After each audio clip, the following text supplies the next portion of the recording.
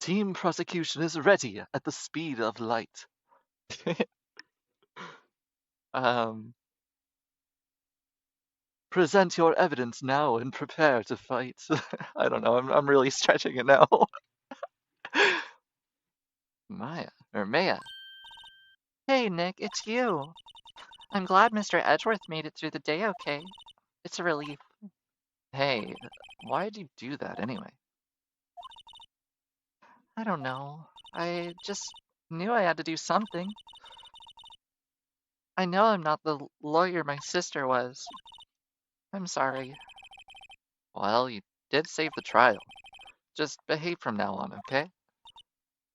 Jessie was always kind of hot, but I always wondered what she used to keep her hair in that shape. A significant amount of gel, probably. Alright. Have you been questioned yet? No, not yet. Detective Gumshoe was here just now. He said, seeing as this is your first offense, we'll let you go after questioning. Oh, and he wanted me to get bail money ready. You can pay for me, okay? Huh? How much? Oh, I don't know. I guess they'll send you a bill or something. Why do I picture giant bales of money every time I hear the word bail? Because it's usually a lot.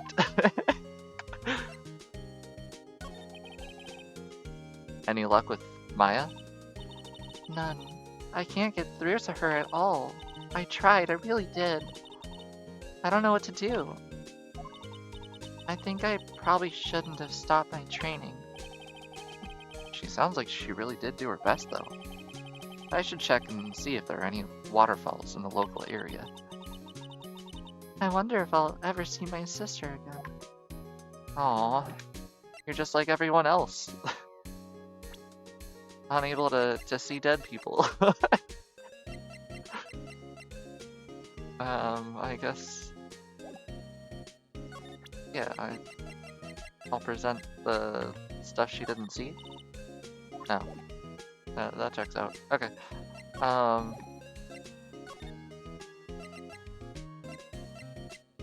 Wait, we can still go here? Why?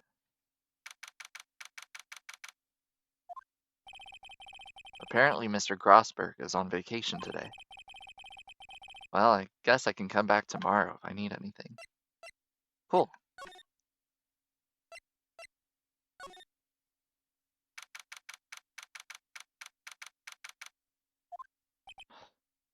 Ugh. Sure is quiet here with nobody around. Right. I have to get Maya out of that detention cell soon.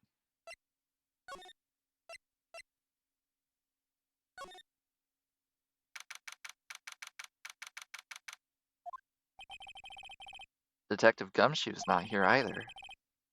Gumshoe's at the scene again today. Huh? Oh, really?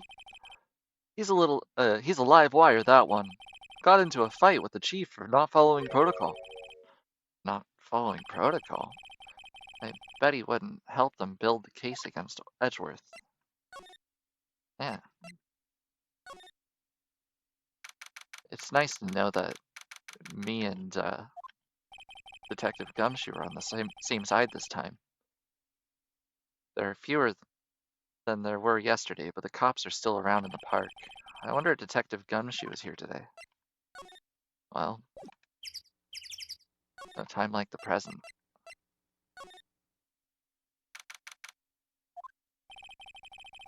Haven't seen Larry around today at all. Probably off paying through the nose on a date with that lovely Kiance. Is there anything new here? I don't see anything. Alright, then I guess we're going to the woods. Ah! Hey, Detective Gumshoe. Hey, pal. The trial today, well... Yeah, what about it? Well, I was gonna say good show, but in real... It wasn't really all that. Though you did save Mr. Edgeworth, I guess. I just wasn't sure how to thank you, you know. Thanks. Detective Gumshoe? Any idea what strategy Von Karma is planning for tomorrow? It sounds like he's bringing in another witness. Another one? Oh, right, he said something about that in the trial today. There were 2 witnesses. I was wondering who that other witness was. Who was it? Sorry, pal. As much as I'd like to, I'm not at liberty to divulge that information. Right. By the way, I wanted to ask you something about Edgeworth. What's up? Is he afraid of earthquakes? I never heard anything about that before. Mr. Edgeworth doesn't talk about himself too much, see. But there's one thing that's clear as day. Him hating crime the way he does, and him becoming a prosecutor, and him being scared of earthquakes. It all started with that incident. DL6. Yep, that one. 15 years ago, when he saw his father shot before his very eyes. He still feels the pain now. You can see it in his eyes. Jeez. I wanted to talk to you about Maya Fey. Huh? She's not out on bail yet? That's strange. I told him to let her go as soon as they had the report written up. Man, I don't know what would have happened in that courtroom today if it weren't for her. Seeing her get dragged out by the bailiff, I'll be honest with you, pal, I shed a tear or two. Mr. Edgeworth, he was so moved I saw his lip trembling. Really? Cold as ice, Edgeworth. He was really grateful for what you did, you know. I'm gonna head back to the station. I'll get the report on Maya and get her out as soon as I can. Thank you. Oh, wait, I was wondering how much the bail is gonna be. Don't worry about it. Mr. Edgeworth is posting the whole amount. What? Edgeworth? Didn't I tell you? He's grateful to her for what she did. Alright, pal. Don't forget to pick her up, okay?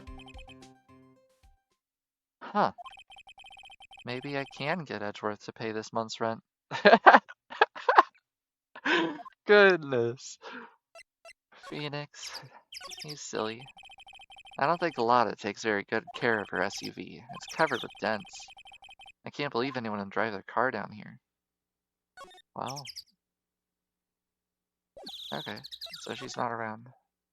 Let's go back to the beach.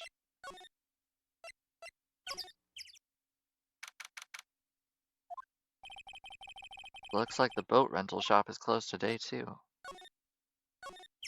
What the heck?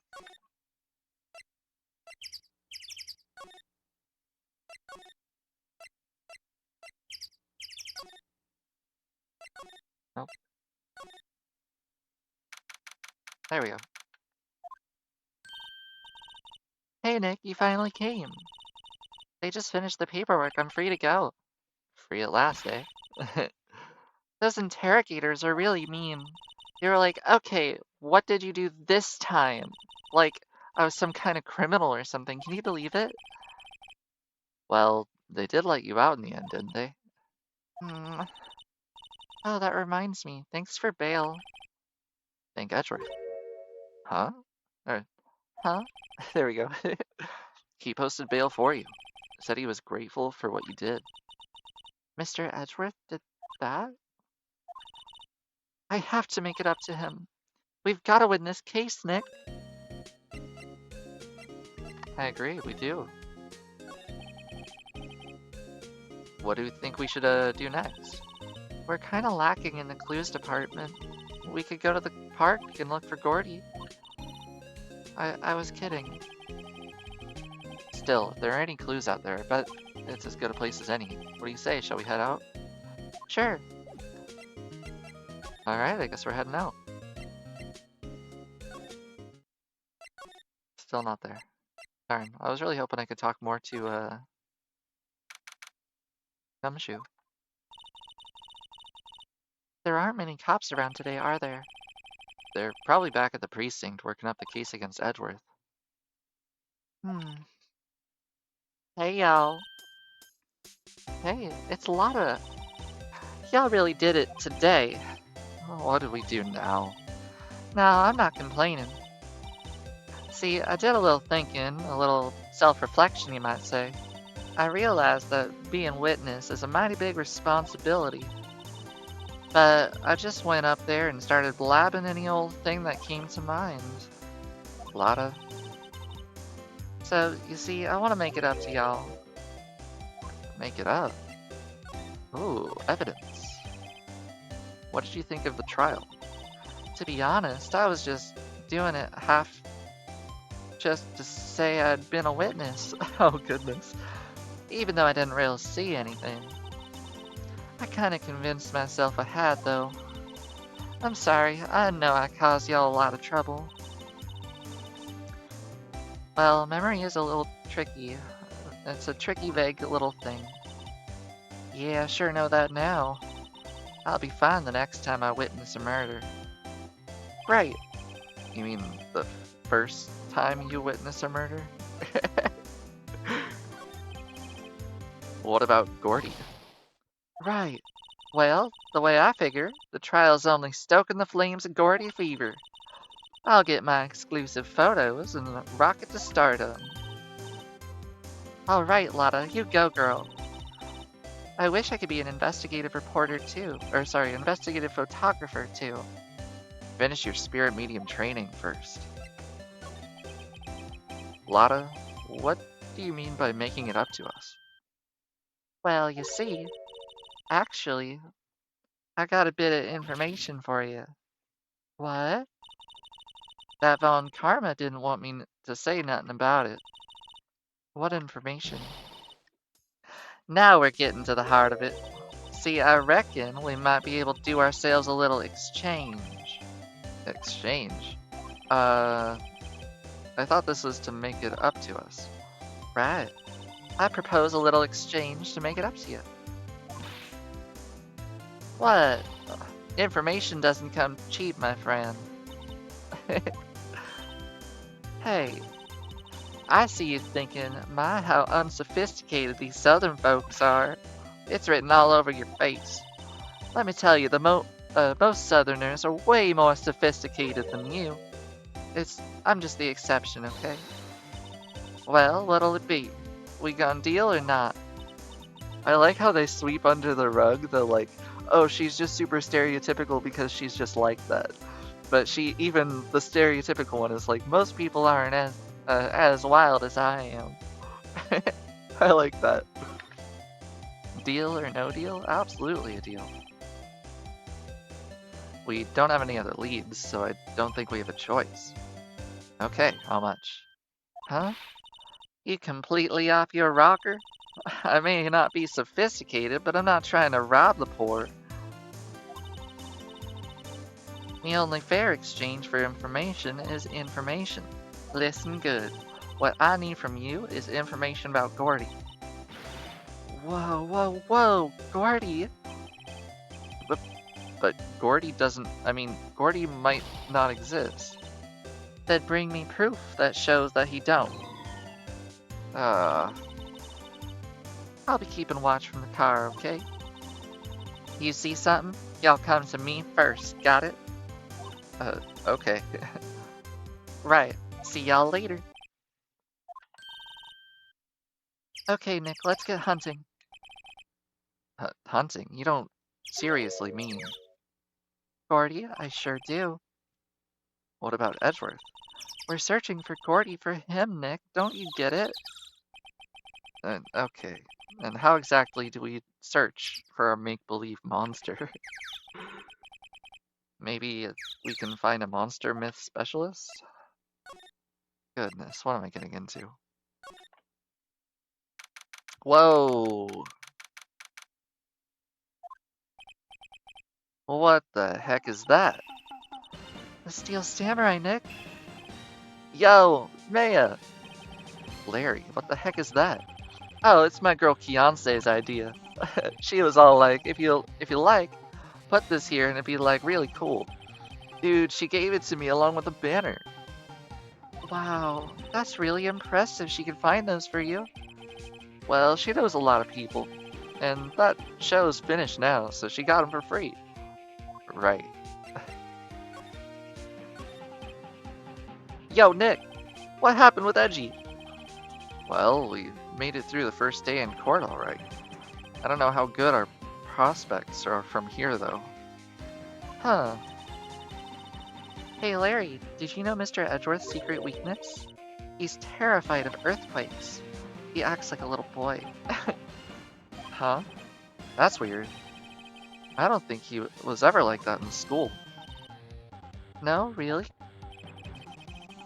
Well, we were only in the same class for a little bit. I like how he does the little playful thing with his sleeve. That's really cute. He transferred schools pretty quickly. Transferred? Right, when the DL6 incident happened. Doesn't look like Larry knows about it, though.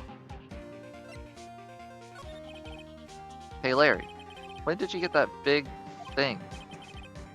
Huh? Oh, that big guy? I've had it for about a month. Yeah, it's a big hit with the kids. Why wasn't it there yesterday? Huh? Huh? Oh, right. The compressor was busted. Compressor? Yeah, it's that little unit by the hot dog stand. That's what I used to put the air in the Steel Samurai. It broke a little while ago, so I sent it in for repairs. Oh. And here I thought you'd inflated it all by yourself. These the butts. Let's see. I don't think there's anything that I'd want to show him.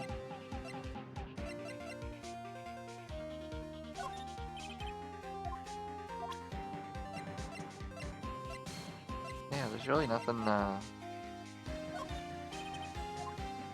yeah. Well, let's examine... What's this machine? That's the compressor.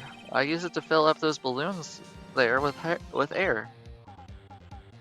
Huh. Neat. Just got it repaired yesterday. Man, what a drag that was. Doesn't the Steel Samurai look a little out of place? I mean, it's so huge. I guess it's good advertising. Something about this Steel Samurai just doesn't work for me. Huh? Really? It looks pretty well made. Still a novice, aren't you, Nick? Really, true connoisseurs like Cody and me don't fall for this kind of stuff. The Steel Samurai fans are obviously in a league of their own. Okay. Well, I guess that's that. I like his shirt. That's a cool shirt. I would wear that.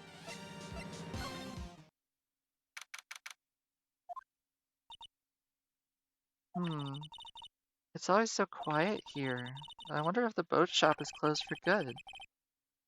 Well, with the murder on the lake and all, they're probably taking a vacation till it blows over. I get it.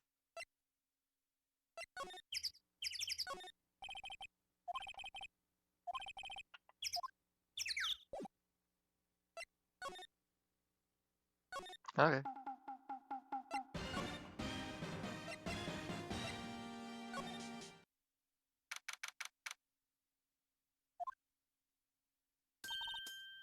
Hey, y'all. Well, y'all find anything about Gordy? No, nothing yet. Well, keep moving. It gets cold out here during the nighttime. It is a little chilly.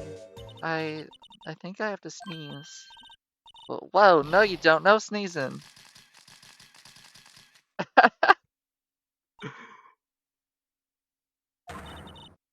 I told y'all no sneezing. See, I set the camera to respond to things a little softer than a bang. It'd trigger on one of Von Karma's finger snaps now. I'm sorry. Yeah, well, sorry's nice, but what about my film? Nick, pay the lady.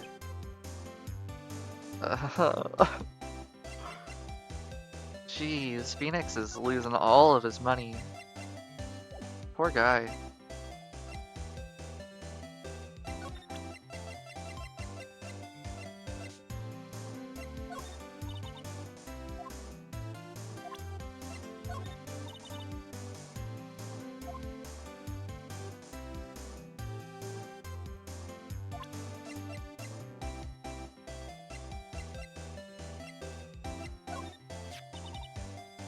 I'm glad I did that enlargement. No kidding. If we didn't have that, Edgeworth would have been in prison right now. Or worse. There's never a lack of drama when you're on the case, is there, Nick? What, are y'all always on the verge of horrible failure like this? Careful, or the stress will send you to an early grave. Thanks for the cheerful message of support. Okay. Yeah, I got nothing right now. I can't present anything to anyone, damn. Okay. Oh,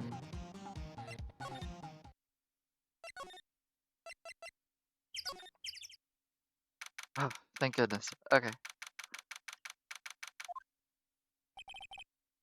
Hey there, pal. What's up? You look out of sorts. Wait, you didn't go and do something that's gonna hurt Mr. Edgeworth's case again, did you? What do you mean again? Whatever, just have a seat, pal.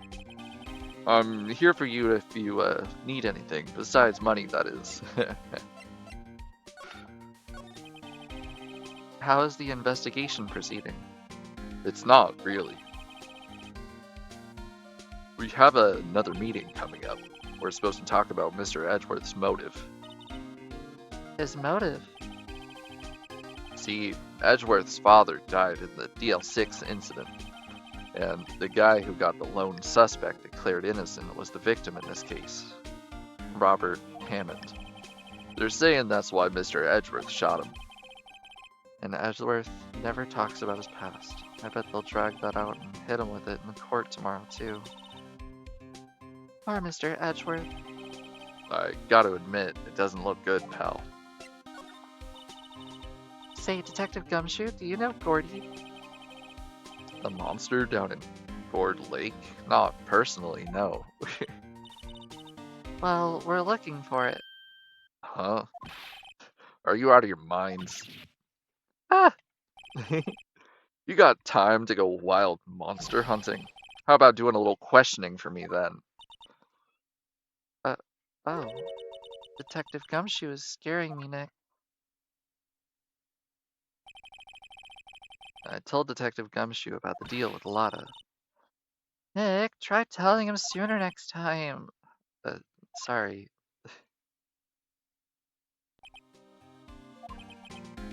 I see, pal. Sorry for shouting at you.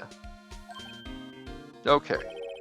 I, Detective Gumshoe, will aid your search for Gordy. Huh?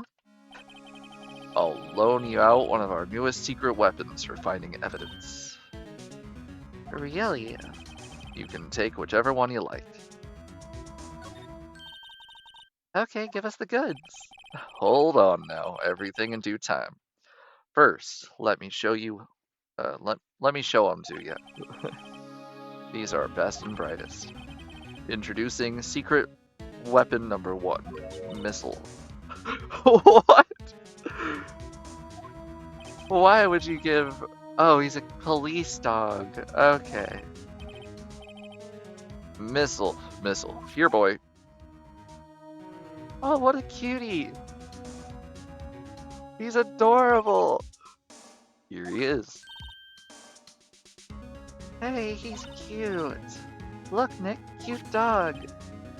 A cute dog. And this will help us how?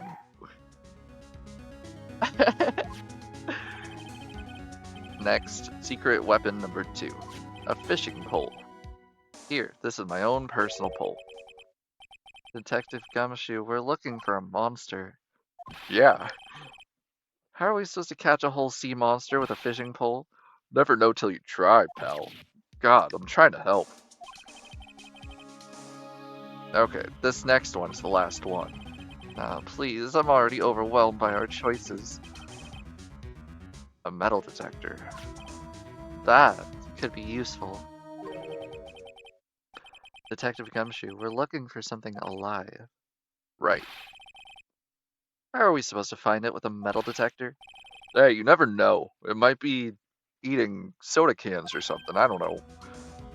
Well, which will it be?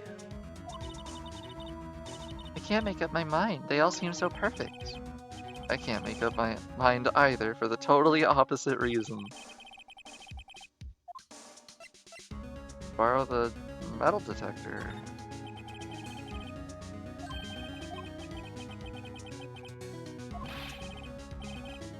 Remember, you're hunting for a monster. Anything is possible. Anything.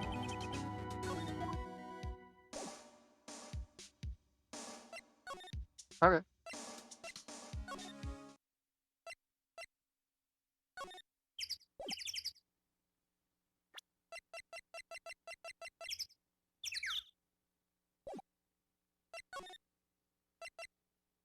I wonder if it'll go off if I just, like, walk around.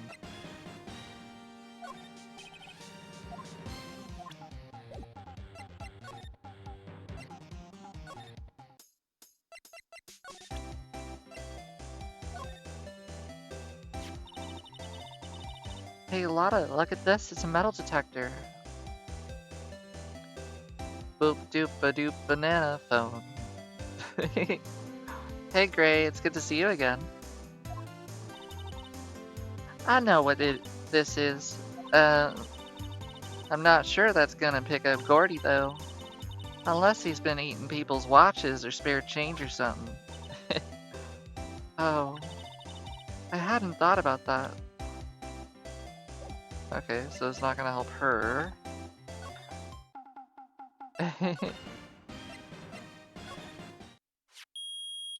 Oh! Nick, it's beeping. The metal detector's found something. Sure is loud enough about it. Whatever it is, it must be in those bushes. Go check it out, Mia. Why do I have to check it out? Nick, look. Huh? An air tank? No frickin' way! Uko! Huh? The valve looks broken. I thought it was Gordy. Mia, first of all, why would Gordy be in the bushes? And second of all, why would a metal detector react to a sea monster? Oh. Huh? There's something wrapped around this air tank. It looks like a string of flags. Well, we might as well take it with us now that we found it. It's heavy. A banner of flags?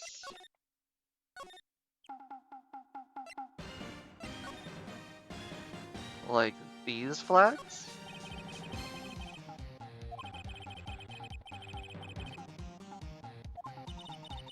I don't know, I think it gives this place a kind of festival atmosphere. It reminds me of the War of the Eyeglasses. The War of the what? Huh? What? You mean you don't know the War of the Eyeglasses? What the heck is that? Our local fair used to do it every summer. Huh, I guess maybe we were the only ones. I ask again, what the heck is it?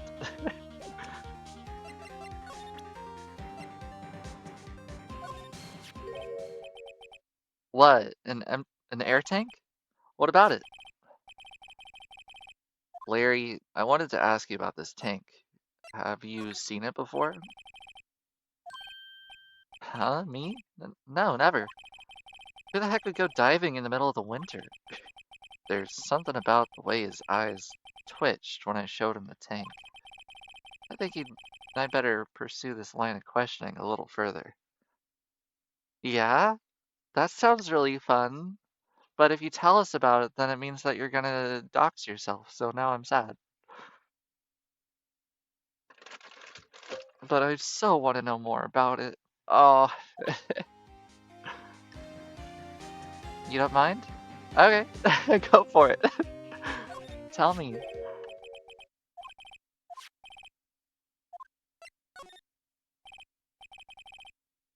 Say, is this air tank yours?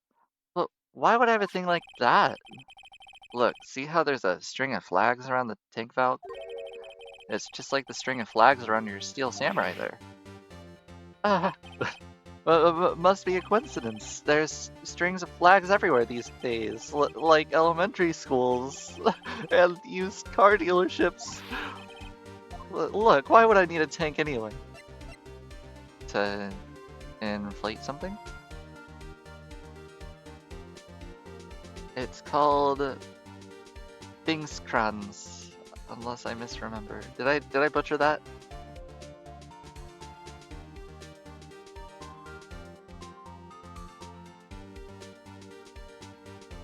To inflate something. You used this to inflate that, didn't you? Inflate what? What else? That big puffy steel samurai? That was pretty good? Hey, that was pretty good! Now why would you go asking me a question like that? Looks like I hit the nail on the head. Right. Actually, see, the compressor I always use was on the fritz, so I tried using the tank to inflate it just once, and it didn't go so well, as I expected. It didn't go so well? Yeah. Do you think you could be a little more specific? Bingstenkranz. Bingstenkranz. Okay, that's cool. What's it about?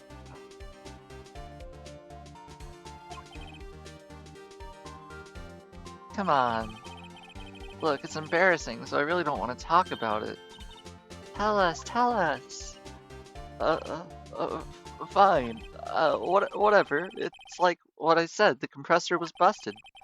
So I took the tank and tried to fill the samurai up with that, and then... Oh! That was the first shot!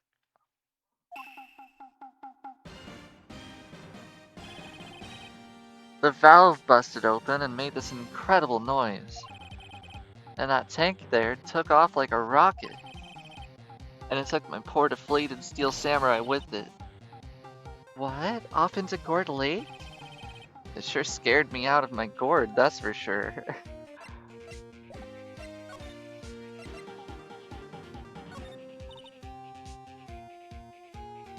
Dancing around a fake tree or something? Honestly don't know. There's a Wikipedia article on it. I will definitely read that later, I promise. That sounds so cool.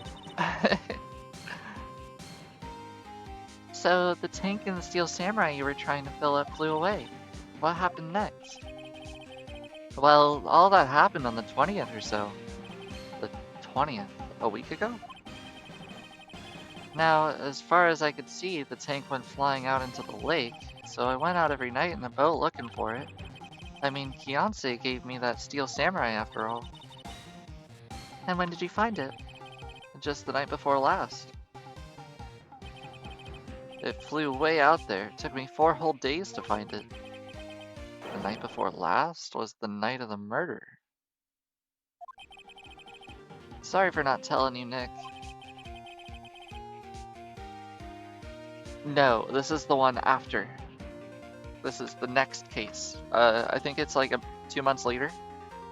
Because that was in October, and now we're at the end of December.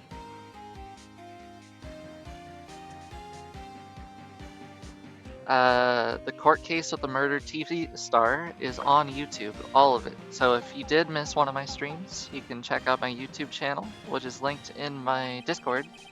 Oh, you're not in my Discord, are you, Diamond? Diamond, you should totally join my Discord. Here, let me,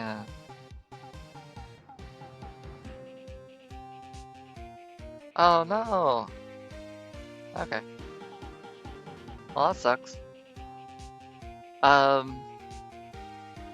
Yeah, well, okay, I have a YouTube channel. I think I have a link to that too if you want to rewatch that last part.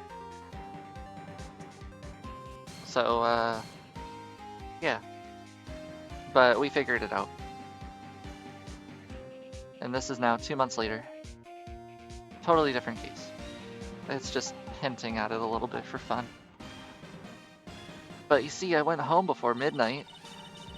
So you didn't know about what happened? No, That's too bad. it's not all bad. We've solved one mystery at least. A mystery? Maybe we should go tell her. Oh.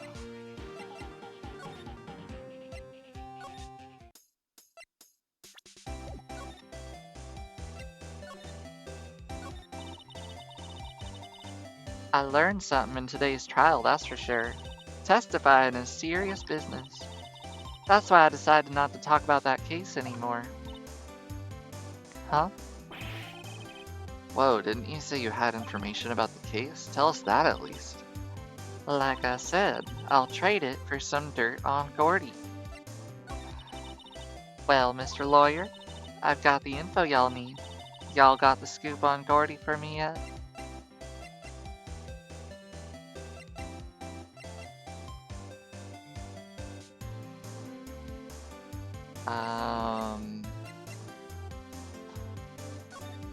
I don't think so.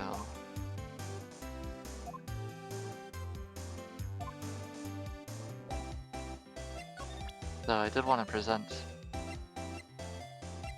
this. Oh, no, nothing. Okay.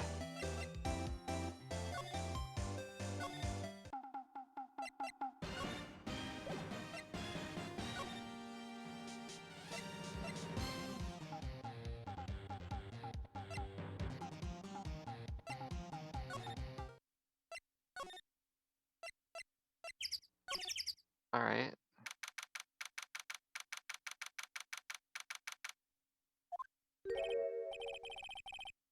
Huh.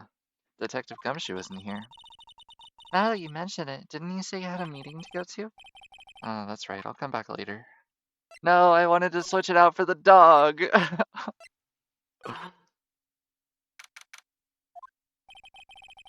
Looks like Edgeworth is in for questioning. Let's come back later. Guess so. Ah, fresh air. I gotta say, freedom feels great. Behave yourself in the courtroom tomorrow, okay? Yeah, I think so too. Misbehaving's much more fun. It's not gonna be so much fun when Edgeworth refuses to pay your bail again. Right, I'll behave. Oh dear. Okay. So we go back to her.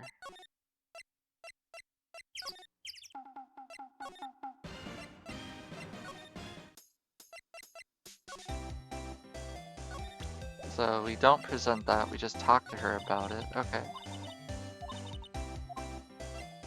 We found him. Huh? Gordy? Oh, we found him already. What? I haven't seen any monsters yet. Y'all for real? Gordy really exists? Wait, I need proof. You get a photo? I don't have a photo. Sure, let's see what happens. No fair, Nick. It was when I went to the bathroom, wasn't it? That's when you made contact with Gordy. Enough jabbering already. Let's see your proof. I don't think that's... Larry's air tank? What are y'all doing with an air tank? This, This is Gordy. excuse me? What exactly are you saying, Nick? There's a stand near here, a hot dog stand. There's a giant inflatable samurai doll there. About a week ago, an idiot friend of mine tried to fill it. He used this air tank, and when the valve blew, the tank flew into the lake. Thank you, I appreciate it. I made it myself. Apparently, it went with a pretty loud bang. A bang?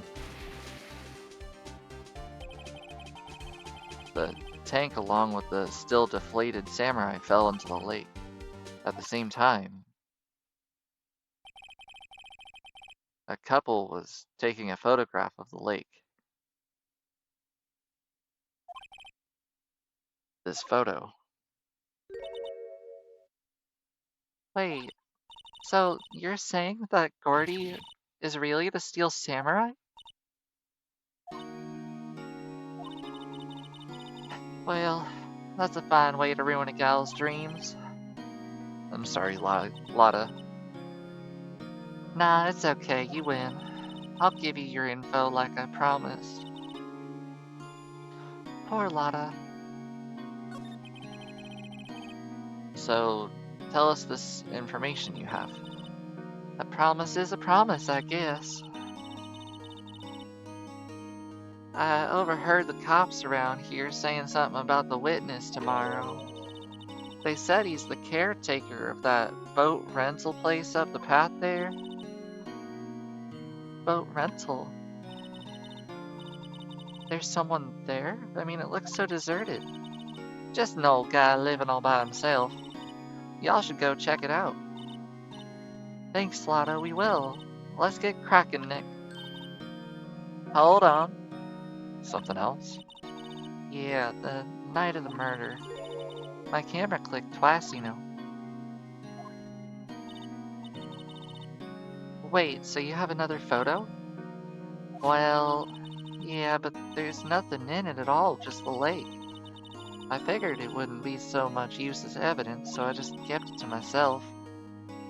Well, it might not be helpful at all, but here, take it.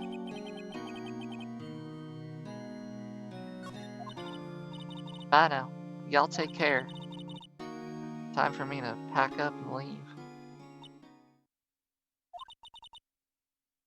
Poor Lotta. It's all Larry's fault. The legend still lives on, I guess. The legend? Yeah, the legend of Larry, familiar to all who know him for any length of time. When something smells, it's usually the butts. Hmm. Someone should whip that butts into shape. I couldn't agree more. Alright. Oh, I wanted to look at that thing. Aw, I was hoping it would actually be like a photo.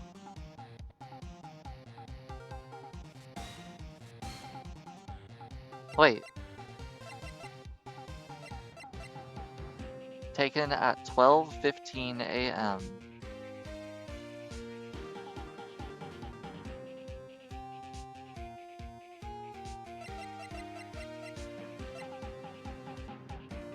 $11.50 at 12:24.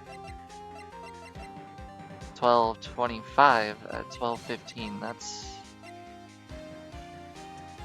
10, 20, 25 minutes apart? Deserved. Wow. So 25 minutes apart, there were two loud noises, of which the first had the gunshot, and then the second had nothing. That's weird. So then the second one occurred on land. Probably after the guys got back in the boat.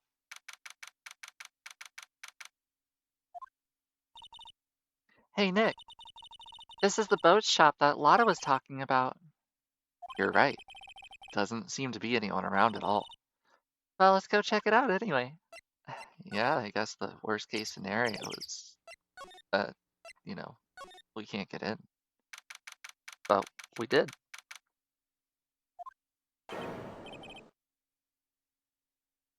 Meg, that you?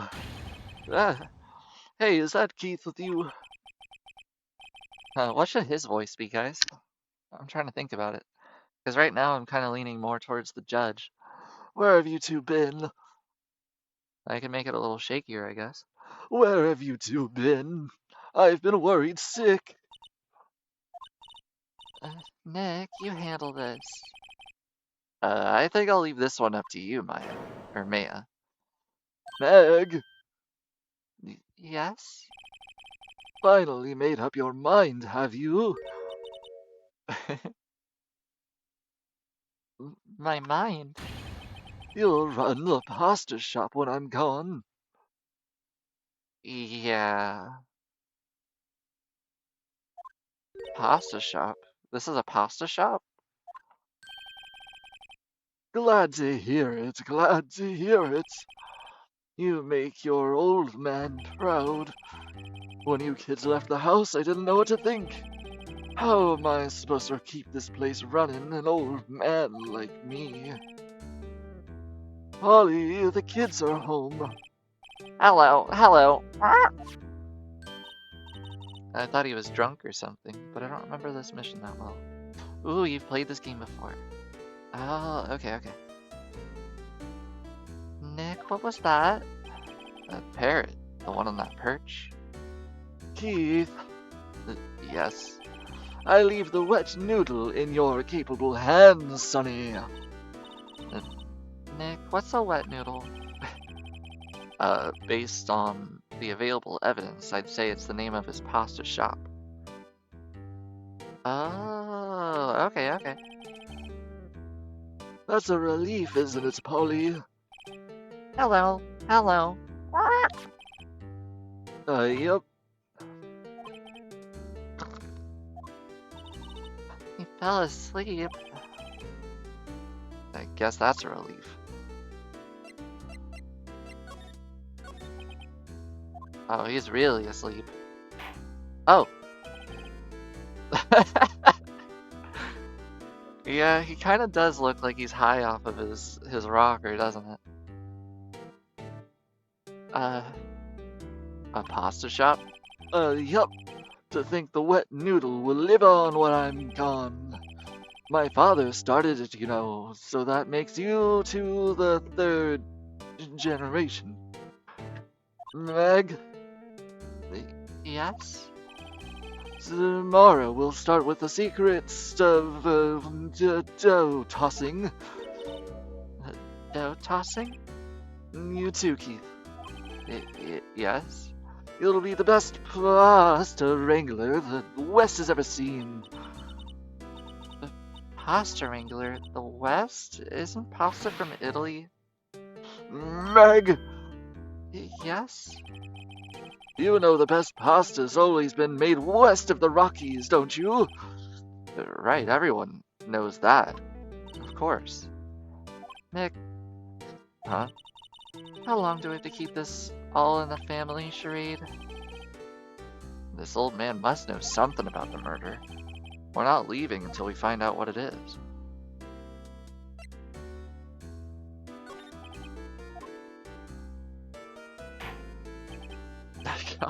This guy is something. This is a boat rental shop, right? What are you talking about? This here's the Palace of Pasta, the wet noodle. Though now that you mention it, we haven't gotten many orders for spaghetti lately. All the kids come up and say, "Yo, dude, we want to ride in one of your boats." That's why I keep them boats out there. Youngsters these days, darned if I understand them. I'm pretty confused myself. Nick, this isn't going anywhere. But this old man is the witness tomorrow, right? We gotta find some way of getting information out of him.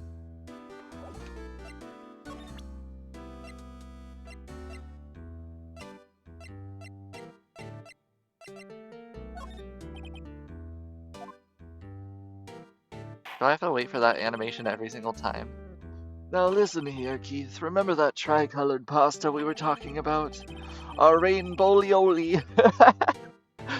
I figured out the last color we should use. Indigo blue. Indigo blue? That didn't seem to work the way I thought it would. How about we just examine stuff around the place? Wow, what an amazing parrot that is. Good morning. Hello? It ignored me. Goodness. What, you forgot, Meg? You gotta call her name first. Her name? Polly, how have you been? Hello. Arr! See? Neat, so the parrot's name is Polly. Cool. Too bad all she can say is hello. Old Polly can say lots of things. You just need to know the secret words. The secret words. Polly, what's your name? Polly? Squawk! Cute. Maya's found a new friend. Wow, there are lots of various fish in Gourd Lake, aren't there? Something's funny, Nick. All these fish are saltwater. Yeah, wait, what? We got what looks to be a sea bass. A dab. And is that an anglerfish? This fishing pole looks expensive. Is one of them? Yeah, it might be a flounder. You're right. Might be a flounder. Wow, he has a television in here too. Look, a little safe. That's a safe? I thought it was a stereo. It's locked. Oh, that looks kind of yummy. Look, he has an electric blanket on his table. It looks warm. That's a great idea. We should do that for the office. We could sit down with our clients, snug and warm, and drink hot cocoa. And what? Talk about murders? Oh, you're a party pooper, Nick.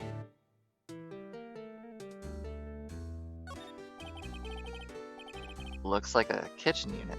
It's pretty clean. Funny, he doesn't look like the type who'd keep things tidy up like that. Thank you very much, Gray. Oh, by the way, you're forgetting, Nick. He's running a pasta shop here.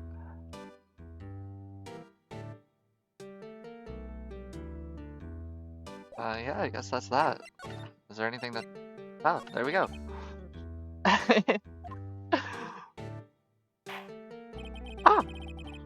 My memory's gotten worse of late. That's why I just tell everyone everything important to old Polly here. Everything important? I wonder. Polly, what's the number to the safe? 1228. All right. Hey, Polly, watch it, will ya?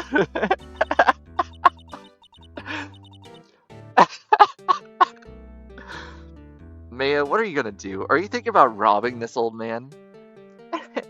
Well, it just takes a little clever thinking. And a criminal mind? Quick, Nick, write that number down. Hey, don't get me involved in your little heist schemes. Well, I guess that's what we're doing now.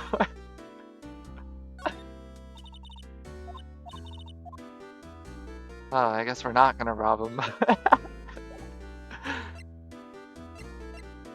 Okay.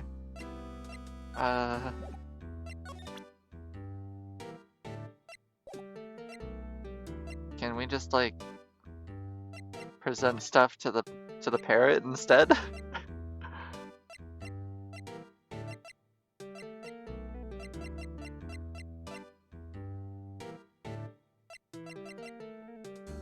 I wonder.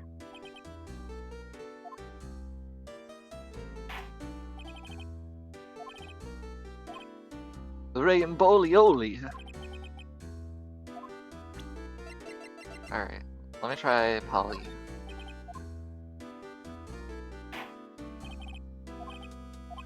Yeah, it doesn't even respond to Rainbow Yoli. This guy's not gonna be any help. Okay. Well, I don't see how that was very helpful.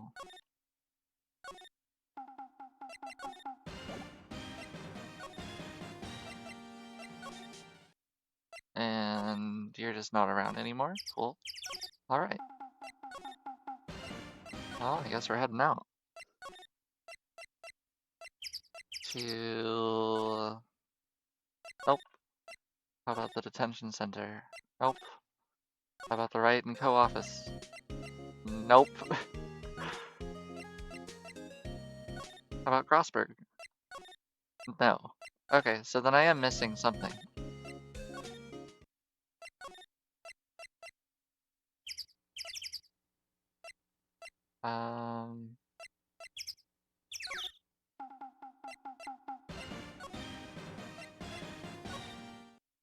There's gotta be something more.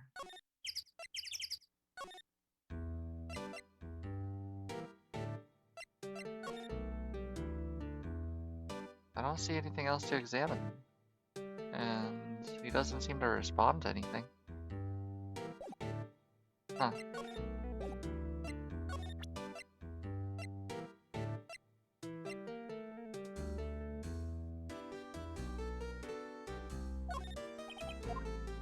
I'm gonna have to go through this cutscene every time, aren't I?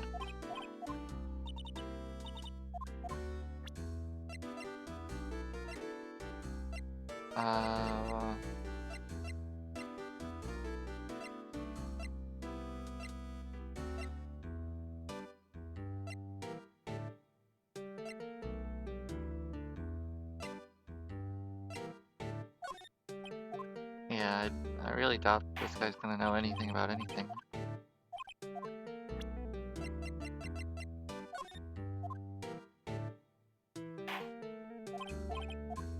Yeah. Okay.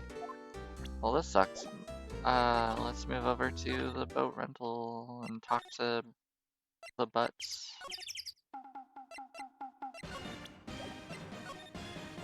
Nothing there.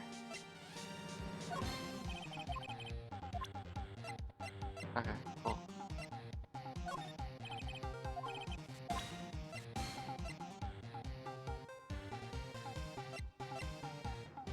Oh wait, I got the timeline wrong. So the first was 25 minutes before, and it was empty, and then it wasn't. Okay.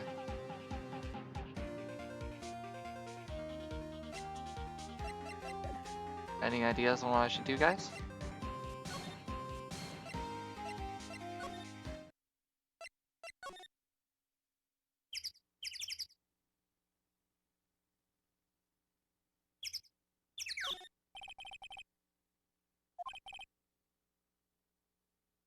That camera must cost a pretty penny. I hope she doesn't leave it out here to get stolen. Huh. There's food and some magazines on the sheet. Takes a pretty tough skin to camp out here. The trees grow quite thick here. Further back, the trees fade into the shadows where the sunlight can't reach them. Don't tell me you're hungry again. Not this stuff again.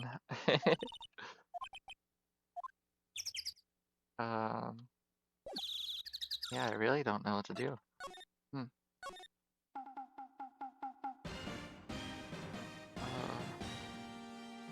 me think.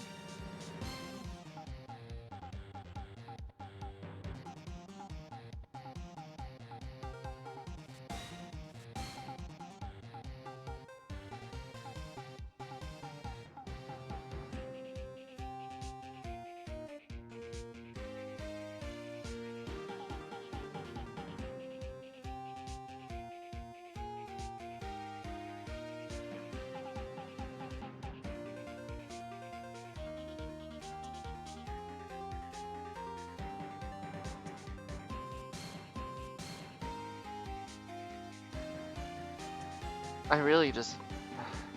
Yeah, I guess we'll just present literally everything to the old guy. That's the only thing I can possibly think of. Alright, so we presented...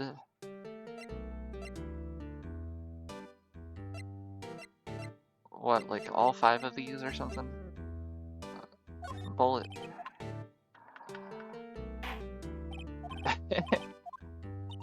Rainbow Yoli. Darn. Gorb Lake map. Rainbow Yoli. Is that gonna be a thing I say nowadays? We presented this, we presented that, we presented... No, we did not present this one yet. Rainbow-Lioli.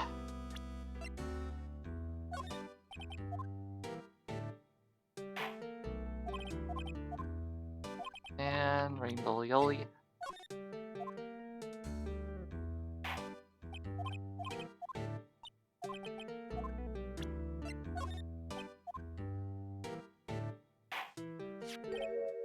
Oh.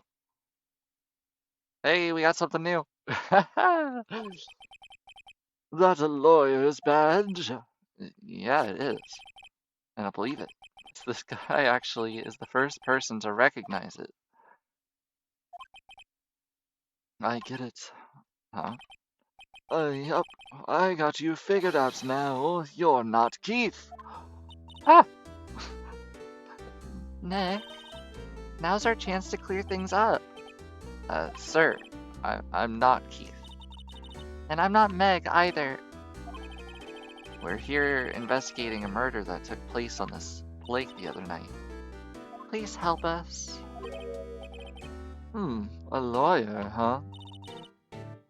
Please, mister. All right, I'll help. But on one condition.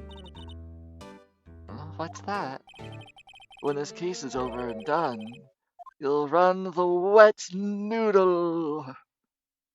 Sure, bud. Why not?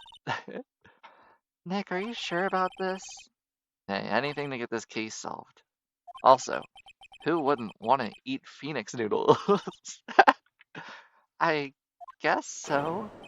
That's my boy. Good for you, Keith. Wait, didn't I just say... You too, Meg. Yes? Oh, poor man. You bring a tear to old man's eye, you know. Now, what was it that you wanted to know? Speak up, Polly. Hello. Now he's talking to the bird again. How do we get him to talk to us?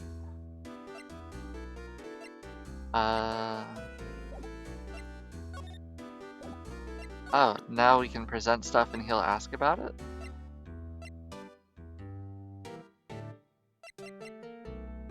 Sure, let's start from the beginning. Okay, he wouldn't know anything about Lotta's camera. Let's do this one. He fell asleep.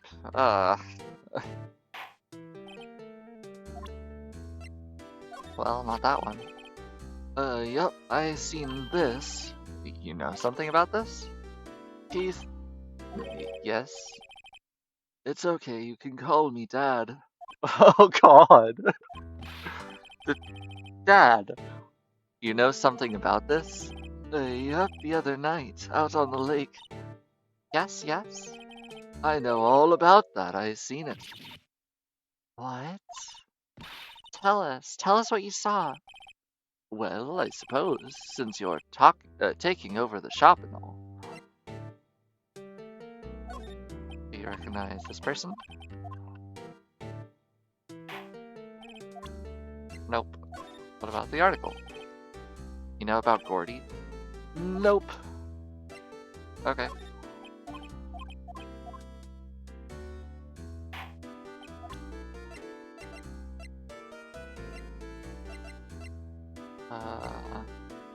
Probably wouldn't know anything about bullets, yeah. Probably won't know anything about the gun, but maybe the paper, that's my guess. This guy is very annoying.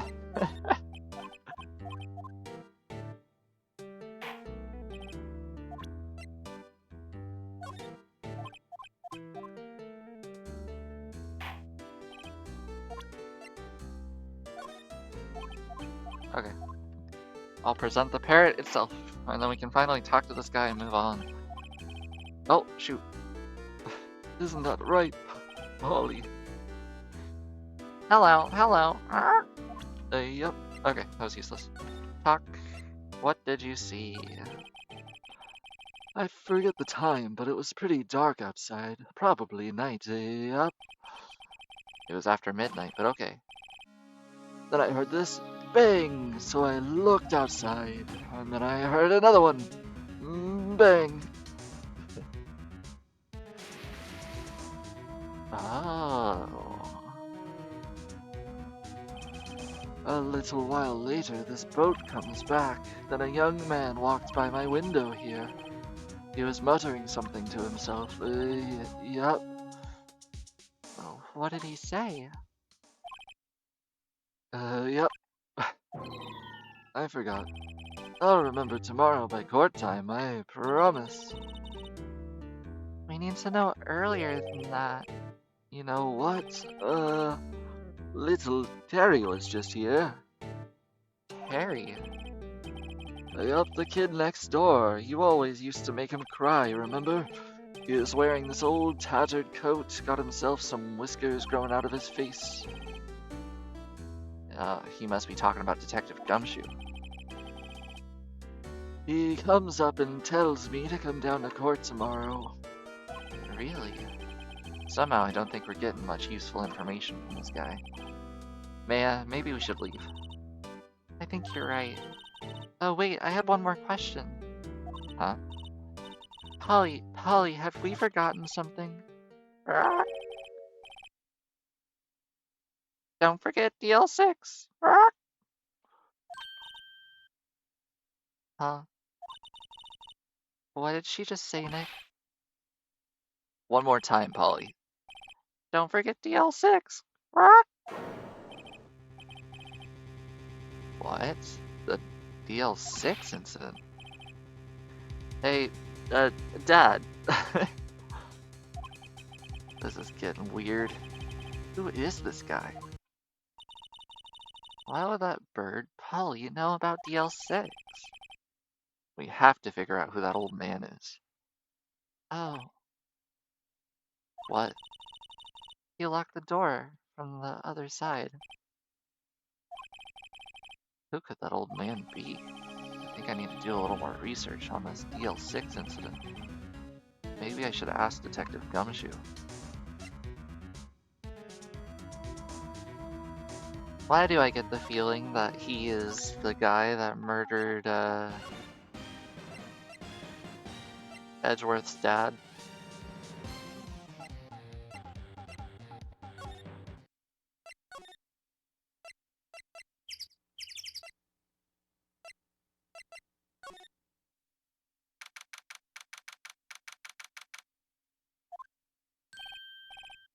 Hey, pal.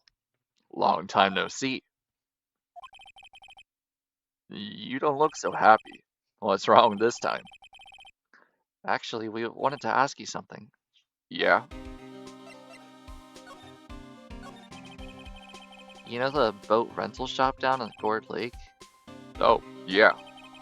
The old man who runs it is appearing as a witness in court tomorrow. How did you, that was supposed to be top secret. Do you know who that old man is, Detective? Actually, I don't. He's a bit of an odd bird. I haven't even gotten a straight answer out of him. I decided first that he wasn't persuasive enough to stand and testify as a witness. That's why we called Miss Lotta Hart yesterday. As for who he is, we have absolutely no idea. Sounds suspicious. Detective Gumshoe, please help us. Huh? We need to know about the DL6 incident. That was when Edgeworth's father died. I can't help but think that it has something to do with this current case. To tell you the truth, I don't know much about it either. Mr. Edgeworth forbade us from reading the file, so, I'm afraid I can't show him to you either, pal. What? However, if you can convince me something that the DL6 incident is related to this case, well, I guess I'd consider opening the file up.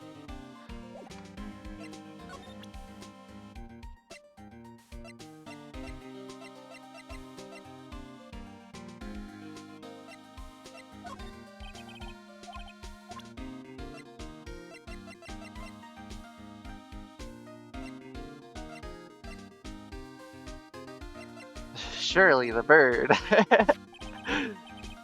that, a parrot? The old man at the boat rental shop's parrot. The parrot knew about that incident. That incident? DL6. What?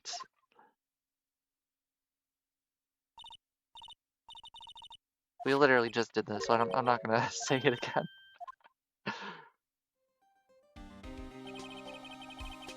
I'm pretty sure that old man must have taught her that word. Yeah, but how would the old man know about the DL6 incident? Wait, what if that old man was connected to it? Nick, you think he might be? I get you. Sounds like you need information on the DL6 incident. Through there is the station's records room. I'll give you special permission to go in and find what you need. All right, way to go, Detective Gumshoe. Okay, Nick, to the records room. I guess it's time we faced Edgeworth's past.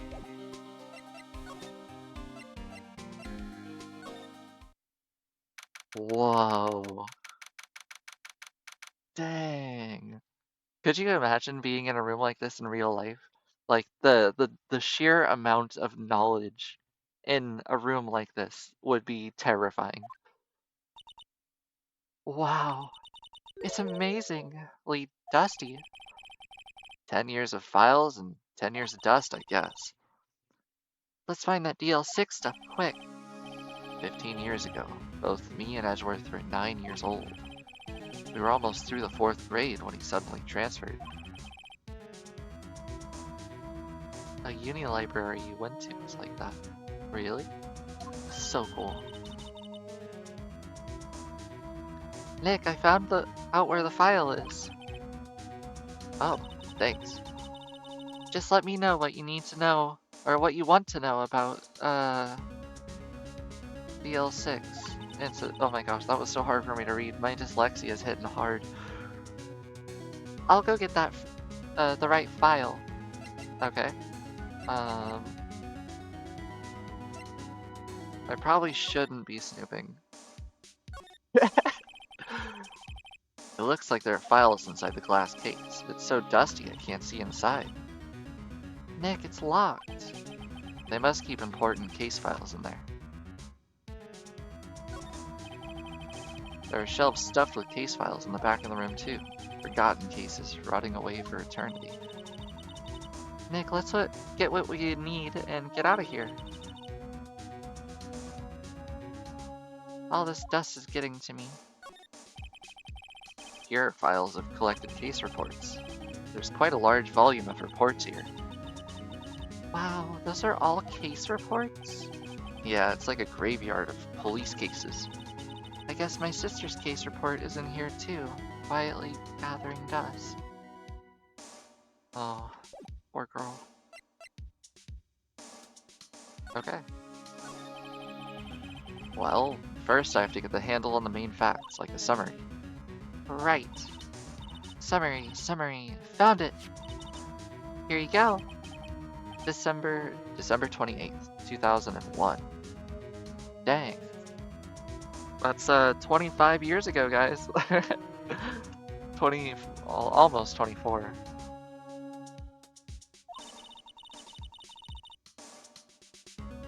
That's exactly 15 years ago from the day after tomorrow. So this game is, what, almost 10 years old? 9 years old? So in 2 days, the case is closed.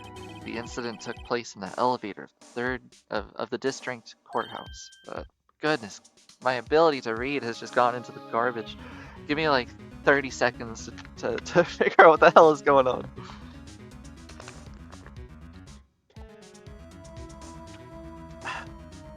Maybe some water will help. Okay. What? Is this the same district courthouse where we're holding the trial now? Looks like it. There was a large earthquake at 2 p.m. on that day. Part of the court building collapsed and all the lights went out.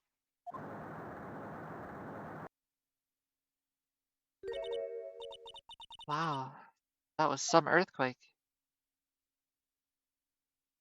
Oh. At the time, 3 people were trapped in the elevator.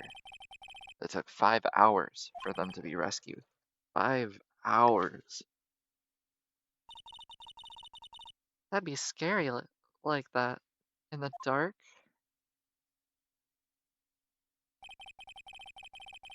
There was a lack of oxygen in the elevator, and the survivors were unconscious. The survivors. One of the 3 in the elevator had been shot in the heart. That was Mr. Edgeworth's father. He said that his father was shot before his very eyes.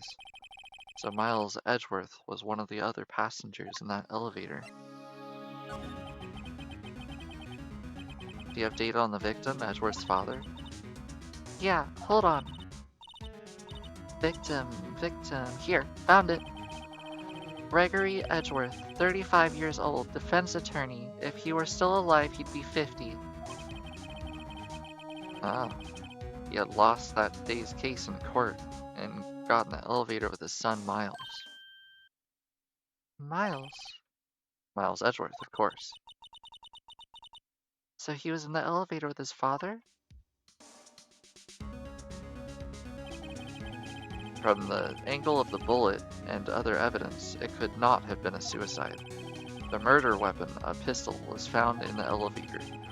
The pistol had been fired 2 times. Where have I heard that before? Huh. Sounds just like the current case. What's going on here? Got any data on the suspect in there? That'd be the guy that my mom got arrested. Hold on, this is it. The man arrested as a suspect in DL6 was Yanni Yogi. He was a clerk in the court, apparently. So he must have been the 3rd person in the elevator. Well, then he had to have done it. But he was found innocent, thanks to his defense lawyer, Robert Hammond.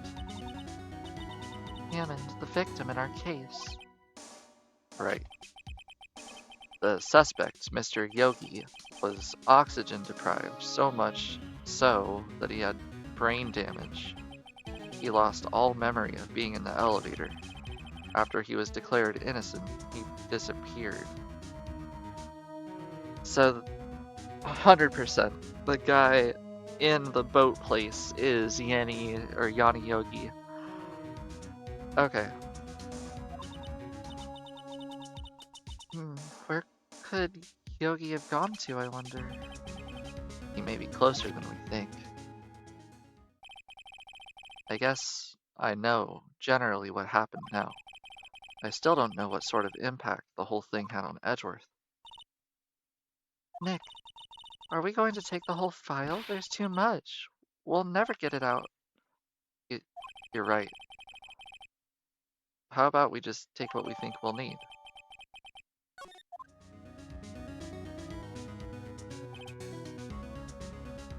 Right. That's probably all we'll be able to find here. Now all that's left is the trial tomorrow. I wonder how Dad will do testifying in court.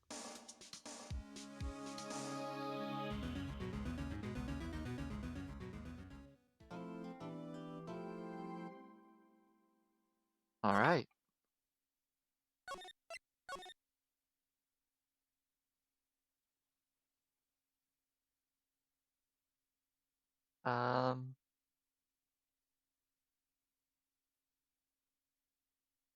We're gonna do the court stuff, and then once the court stuff is done, we'll call it a day. I think that's what I want to do. So let's continue.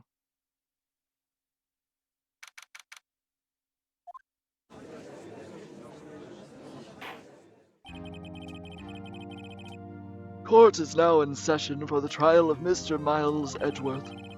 The defense is ready, Your Honor. Very well. Apparently the prosecution is also ready. Who is the judge here, anyway?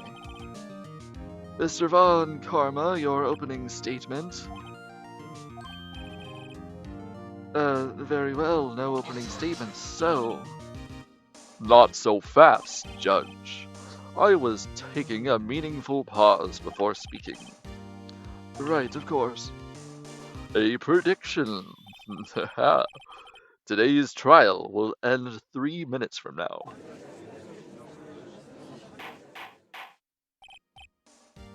Order, order. Mr. Von Karma, what is the meaning of your statement just now? Must you question everything? It will be over in 3 minutes. We have no time to waste. I'll call my witness now. 3 minutes, huh? That's what, 6:33 p.m.? Let's see what happens. Right. I call my witness, my decisive witness to the stand. It's that mysterious boat shop owner. There we go. Witness, state your profession.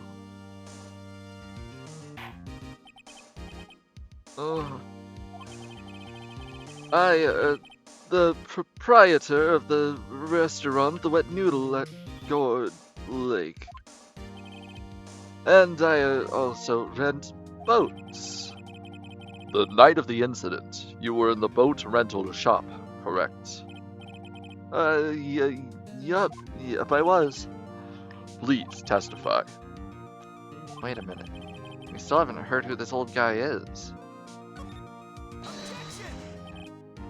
Wait a minute. The witness hasn't stated his name yet. Because I did not ask him, Mr. Wright. I predicted this trial will end in 3 minutes. It's already been won. Stop asking trivial questions and cooperate. Yeah, right. The witness will state his name.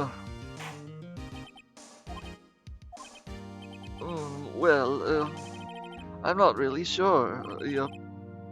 What do you mean? My memory? Your Honor, the witness does not remember anything beyond the last several years. Ergo, he cannot recall his own name. Can't recall, you say? Yes, but the incident in question took place 3 days ago. He can testify. Very well. Let's hear his testimony then, shall we, witness? The night of the murder. It was the night of the 24th, just after midnight. I was in the restaurant where I rent boats, as usual. Then I heard a loud bang. Yup. Then I looked out the window, I saw a boat just floating on the lake. Then I heard another bang. Just about when the boat comes back to shore, and a man walks by my window. Very well. I'd like to begin the cross-examination. There is nothing to question in my witness's testimony. Ergo, no need to cross-examine. Besides, there are only 10 seconds left before our 3 minutes are up. Judge, your verdict now. Yes. Mr. Wright. What the fuck? Cross-examine. It was 3 minutes. What are you saying? Of course I'm gonna cross-examine the witness. Very well, you may begin. What the hell? Roar! Excuse me, Mr. Von Karma. 3 minutes just passed. I see. Well, then let's just take our time. The judge has had enough of his shit. You may cross-examine the witness. Alright, let's see what we got.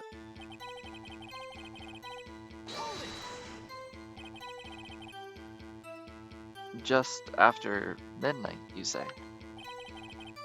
Yep, just around then. Are you sure? Pretty sure, yep. When I talked to you yesterday, you were rather vague about the time. I'm surprised you seem so sure of it today.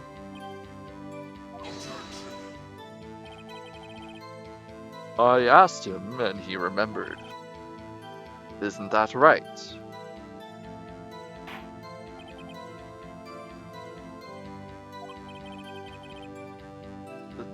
Don't glare at me like that. I remember it clearly. I do.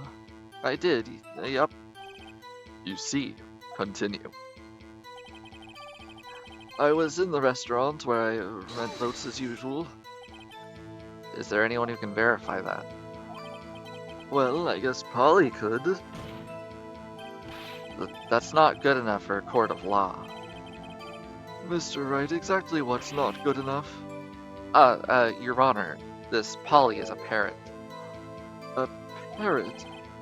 Don't be so hard on the girl, Keithy boy. Keith?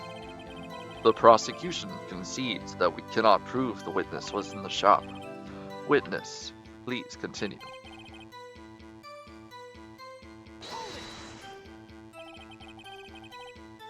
And where did the bang seem to come from? From the lake, I figure. Are you certain? Yep. Good, continue.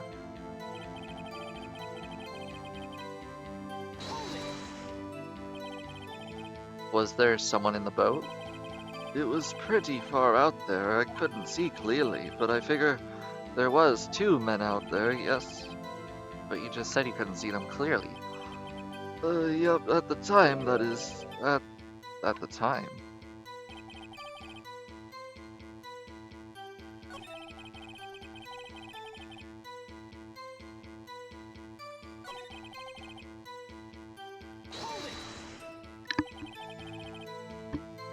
So you heard 2 gunshots total? Yep. That's what Lotta said in her testimony yesterday.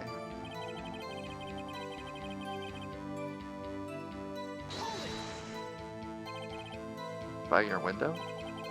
Yep, by my window, right outside the window of my little shack. And could you see the man's face? Well, the fog was pretty darn thick, but he was right in front of me. I saw him. This is a rather important detail. Please add it to your testimony. I have a bad feeling about this.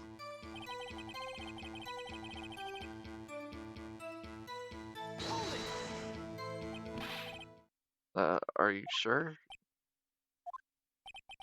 Oh. Dad. Dead certain, Keith. He said, I can't believe he's dead, as he was walking by, too.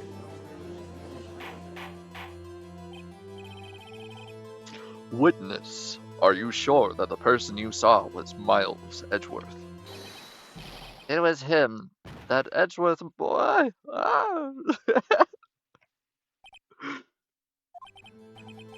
This sounds like decisive evidence indeed. I see no room for doubt. Von Karma. He lured me into cross-examining so he could set me up for a fall. Nick, I don't like the way things are going here. Everyone in the courtroom is glaring at us. I better act quick or this trial is going to be over.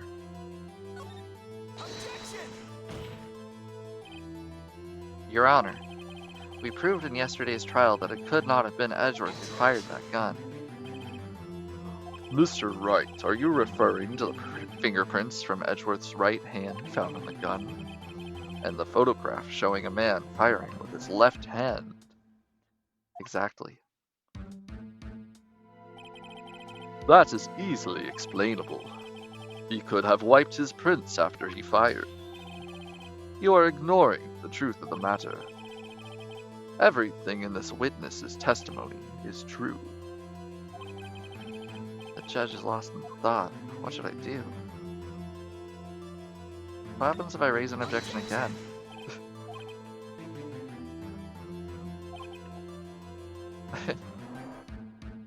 Okay. Shoot. Is there a way to go back? I don't think so. Darn.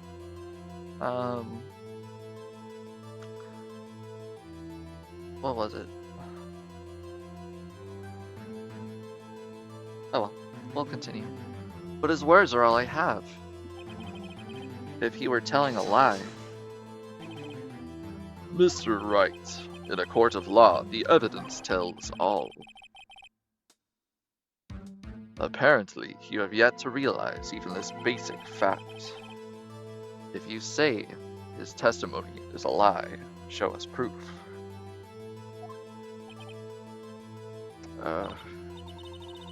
Nick, do we have evidence? It's no good. There's nothing I can do. Are you sure? To be honest, I don't know what to do anymore. Please. Can you hear me, sis? Please, we need your help. Nick needs you. 3 minutes was perhaps too high an expectation. However, 15 isn't bad. This must be a new record.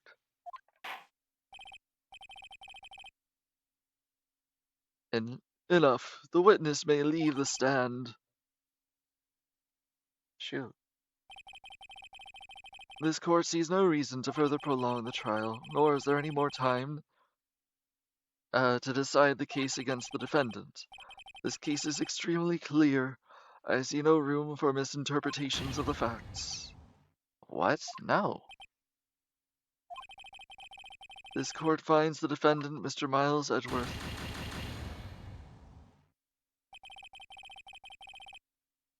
What? The accused will surrender to the court immediately, to be held pending trial at a higher court within a month from today's date. That is all.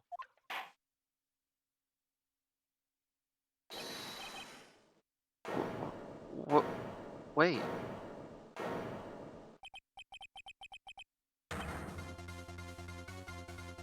Who was that just now?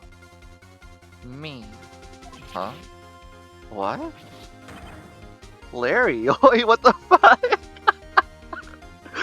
He wasn't even a witness today. He just showed up and was like, yeah, you know what, I'm gonna object. What are you doing here? Listen, you gotta listen to me. I was there in the park the night of the murder. I wasn't sure about it until just yesterday, but today I remembered it. Remembered what? The gunshot. I heard it too. Damn. Order. What is the meaning of this? The verdict has been decided. I call for adjournment. One moment, Mr. Von Karma. So you say you heard a gunshot? Yeah, I did. A gunshot that night. I was sitting here in the audience listening to the testimony when I realized something he said was different from what I remember. Anyway, I can't just sit here and let you call Edgy a murderer. It's just not right. I'll testify. Let me testify.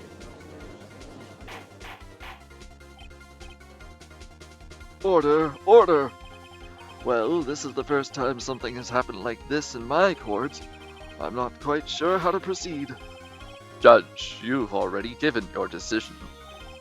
The trial is over. Nick, this is it. Larry's given us one final chance at this. He's right. If only it wasn't Larry. He could make things even worse. Mr. Edgeworth has just been declared guilty, Nick. There is no worse. You're right. Okay. Your Honor, if there is another witness, it is our duty to hear him speak. Right here, right now. A waste of time. The verdict cannot be overturned.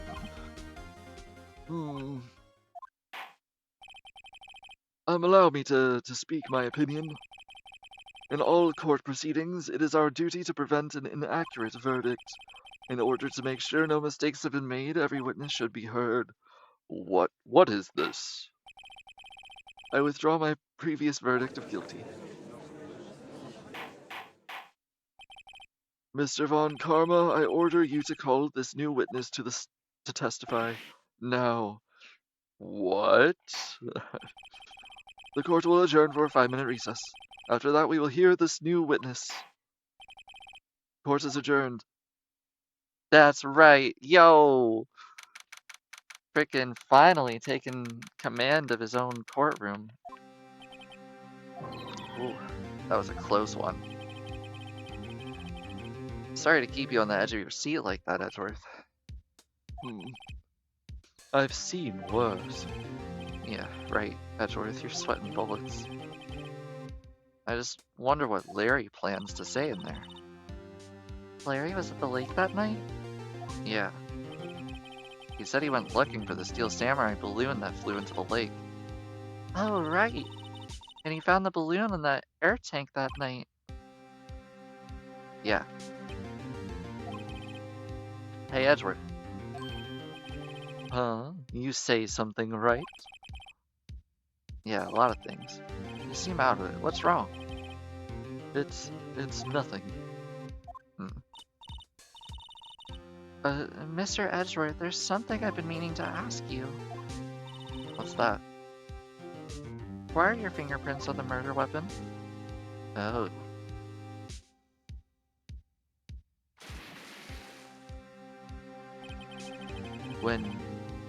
When he fell into the lake, I went into a daze. I couldn't understand what had happened. I couldn't think straight at all. Then I saw the pistol lying on the floor of the boat in front of me. I picked it up without thinking.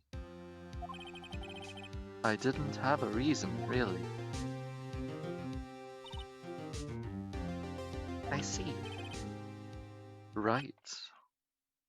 Yeah. This might be our chance. Our chance. Von Karma has only ever run perfect trials. Perfect trials? Perfectly prepared witnesses, perfectly complete evidence. That's the secret to his success. This is the first time he's ever had to deal with something unexpected. He has to let something, or someone he hasn't even talked to, testify before the court. And that someone is Larry. What are you getting at? It's likely his testimony will be full of holes, right? That's right, Nick. No 10-minute trial this time. We'll milk this one for all it's worth. Hey, it was 15 minutes. 15! Everything is on Larry now. This couldn't get any worse.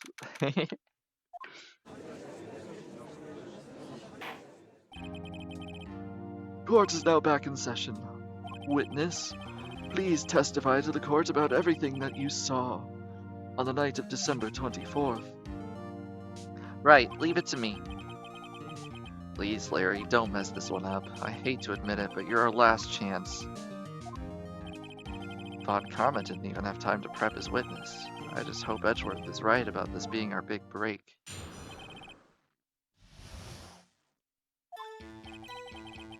That night I was out in a boat on the lake. I was looking for something and I found it, so I quietly slipped the boat back in at the rental shop dock. Then, just as I was thinking about going home, I heard this bang. I looked out over the lake, but I didn't see a boat. So after I heard that single gunshot, I went home. That was an unusually vague testimony even for this court. In any case, Mr. Wright, you may begin your cross-examination. Yes, Your Honor. What's wrong, Nick?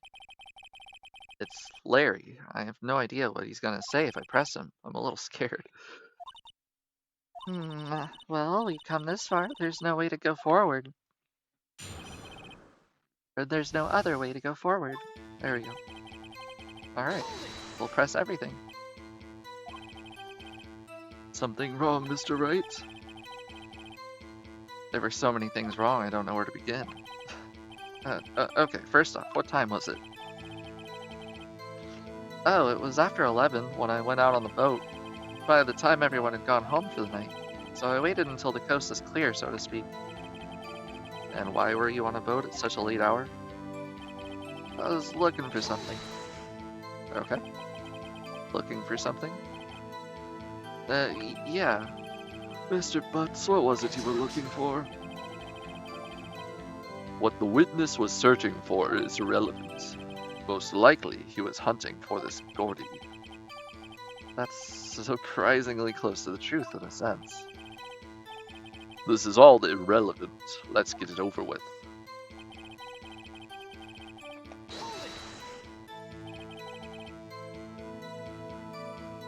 Around what time was that? Well, let's see. I figure I was out searching for about an hour. I guess it was around 12, yeah. You're not sure? Hey, don't give me that face. I'm not some sort of human sundial, okay? People use watches these days, Larry.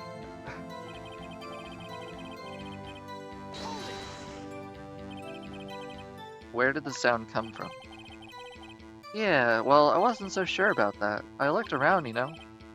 Did you look at the lake? Yeah, I looked. I looked out over the lake, but I didn't see a boat.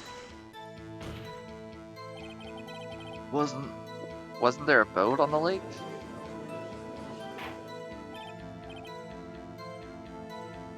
Order.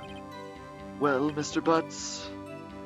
Whoa. Everyone just calm down, okay? I mean, it was real foggy that night. I'm not sure whether there was a boat out there or not. Oh, okay, no problem. That's just the most important part of the case.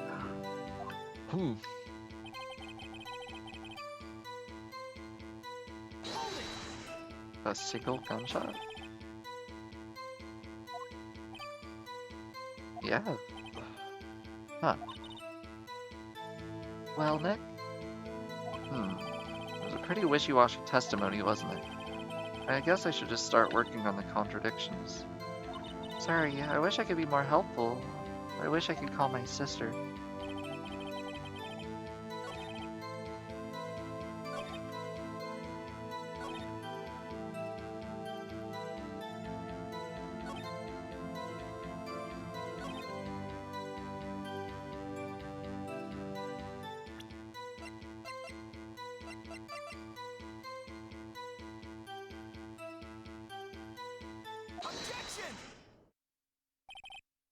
Wait a second, Larry.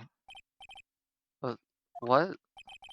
You only heard one shot? You're sure? That's what I said. But Miss Lotta Hart testified yesterday that she heard 2 bangs. And the old man just now said the same thing. They both heard 2 gunshots that night. Huh? Were you even listening? Were you paying attention at all to what they said?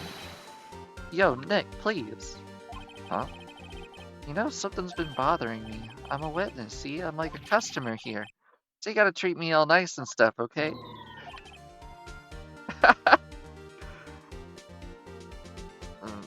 Mr. Butts.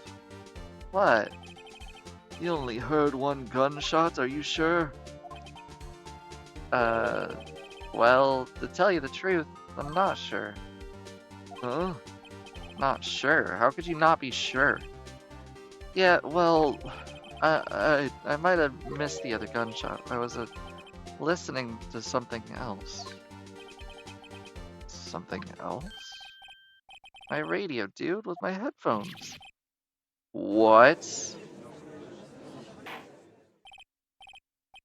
Order, and stop that booing. Mr. Butts, you are listening to the radio with your headphones. Yeah, so what? That a crime? I listen to my radio. Everyone listens to the radio. What's the big deal?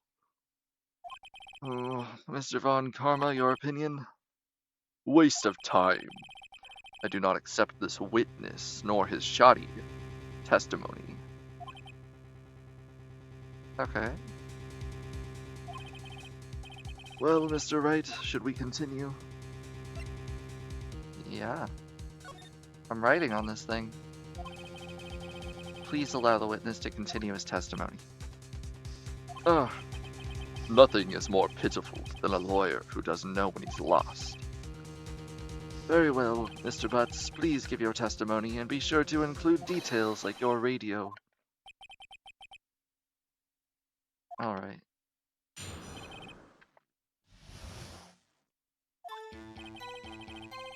It's lonely being alone on Christmas Eve.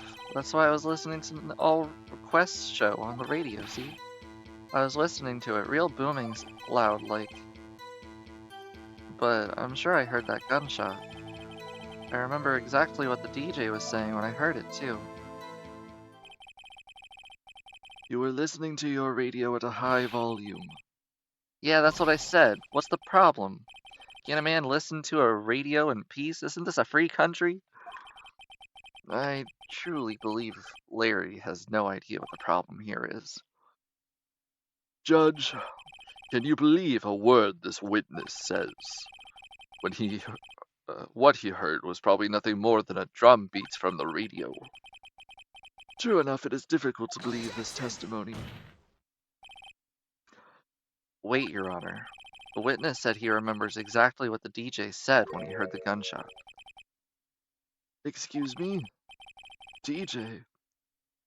An announcement, the guy who says things on the radio.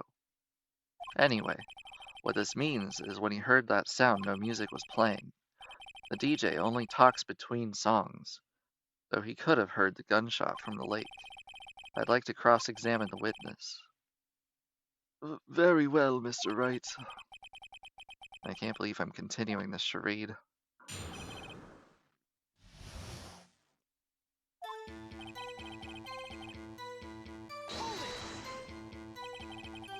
So you turned on the radio? Right. I just wanted to hear someone's voice, you know? You don't know what it's like out there alone on Christmas Eve. Alone! I shouldn't have said anything.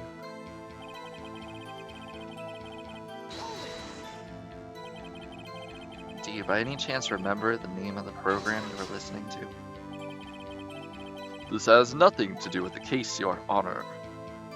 Objection sustained. The witness was listening to the radio. That's all we need to know. Tell us, Mr. Butts, how loud was your radio set to on that night? Alright. Real booming loud? Yeah, you know. And you had headphones on. Yep. I wouldn't think you could hear anything at all. Sorry. But I'm sure I heard a gunshot. Can you prove that? No, of course you can't. Nah, I can't prove it, but I remember the moment real clear. I mean, while I was talking about it, it came back clear to me, you know?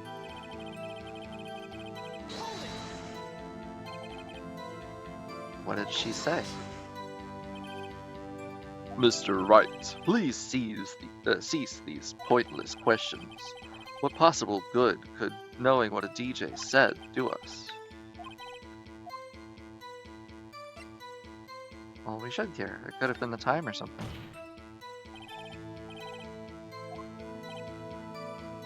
Why? Well, how do we know if we don't ask? Fine, very well. Mr. Butts, please testify to the court. What was the radio announcer saying when you heard the gunshot?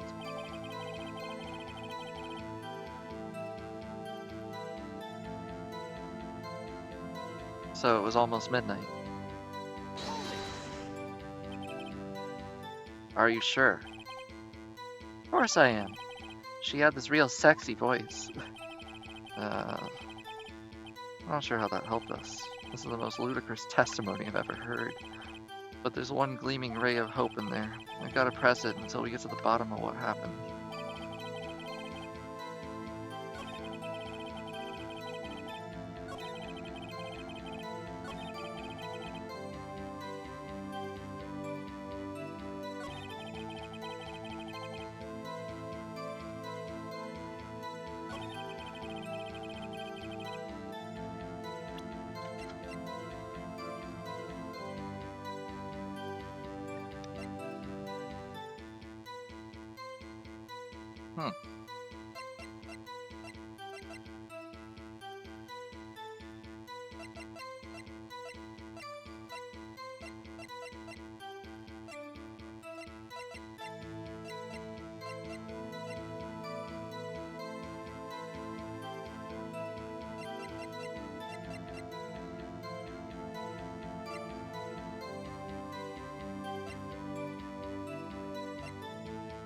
So what, do I present this maybe?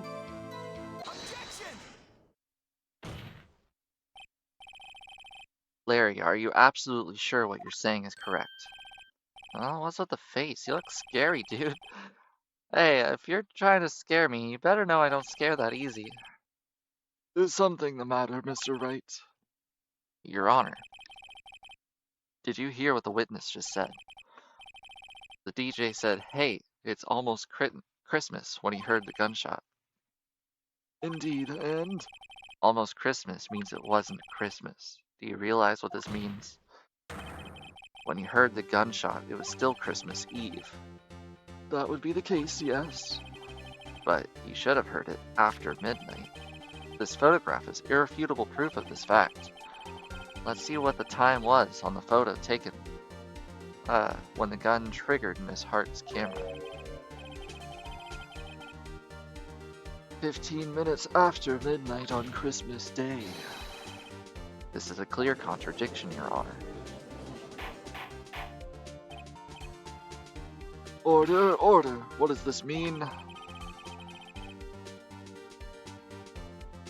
The two prior witnesses heard gunshots after midnight. However, this witness says he heard it before. Judge, The answer is simple. The current witness is plainly mistaken. Just look at him, suspicious. what? Well, Mr. Wright, what do you think about Mr. Butt's claim that he heard a gunshot before midnight? He's right. Larry is not mistaken, Your Honor. He heard that gunshot before midnight. Intriguing. I'm assuming you have evidence for this wild claim. Show me evidence there was a gunshot before midnight.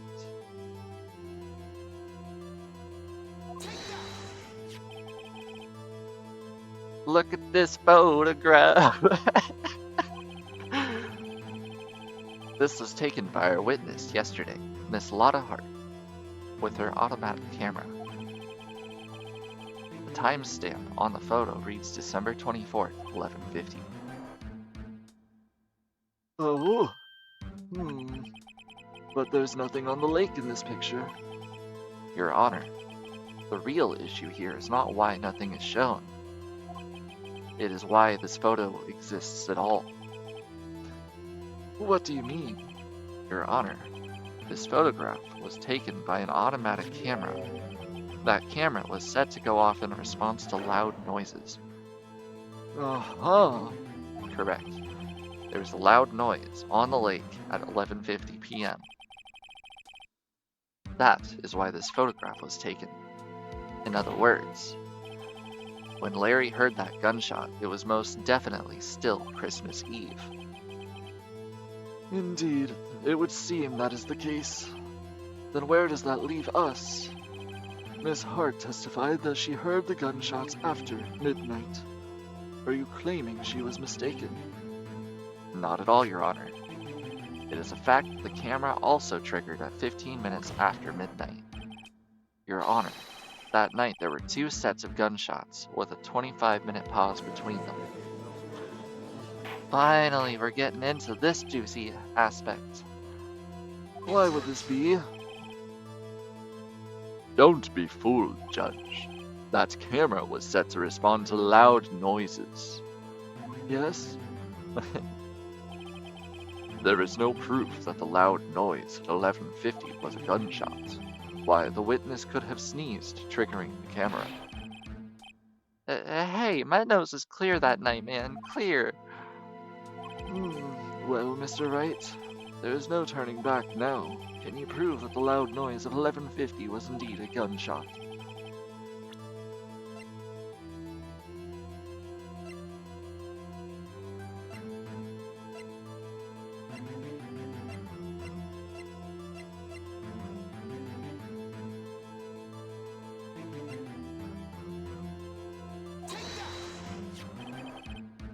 This is my evidence. The murder weapon? Something about this pistol was bothering me, Your Honor. Both of the witnesses who testified yesterday heard 2 gunshots. However, the murder weapon was fired 3 times. When, then, was the last shot fired? Only now have I realized this truth. That third shot was the shot Larry heard just before midnight. Order, order. That would make sense of the evidence we've seen so far. However, this leaves me wondering exactly what did happen that night on the lake. Exactly. If this is true, there were 2 sets of gunshots, separated by 25 minutes. One at 11:50, another at 15 minutes after midnight. Why, I ask you, why? Uh-oh, I'd better think of something quick. Wait a second. Gunshots separated by 25 minutes? Ah, What's wrong, Nick? I have it. I have it. Huh? Remember the case of the Steel Samurai? Huh? Yeah, of course I remember. The murderer in this case had the same... Oh, the murderer in this case had the same idea as the murderer in that case. What do you mean? Maya, Yeah? if we don't figure this out now, we'll never overturn Edgeworth's guilty verdict. I've got a hunch, and I'm gonna run with it. Right, I mean, is this safe? Safe. We've already gotten a guilty verdict. We have nothing to lose. You just watch and let me know if anything sounds fishy, okay? Right, Nick. Your Honor, Yes, Mr. Wright. the testimony has just now cleared up this entire case. What do you mean, Mr. Wright?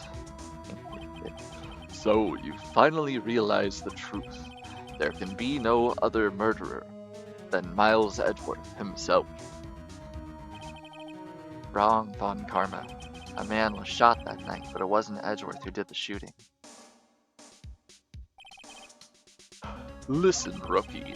Take a deep breath and consider the facts. At the time of the murder, one boat was on that lake. This was shown by the witness's photograph. The defendant, Edgeworth, and the victim, Robert Hammond, were on that boat.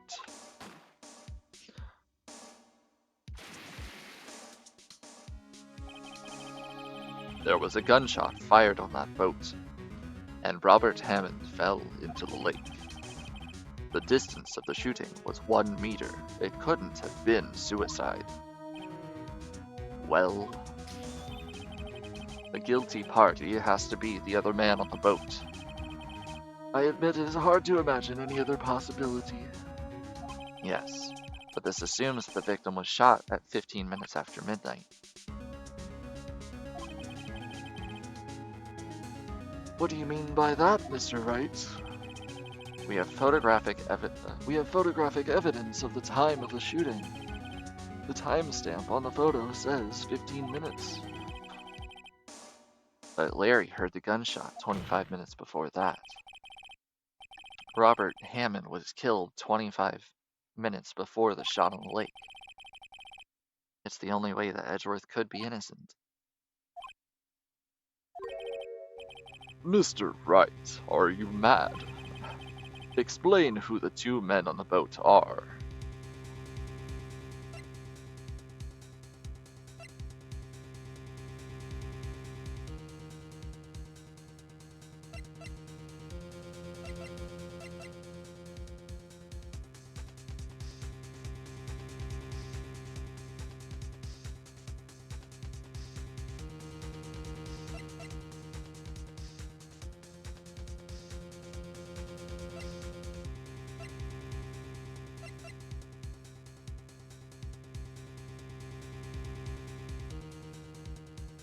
Oh, this is a tough one.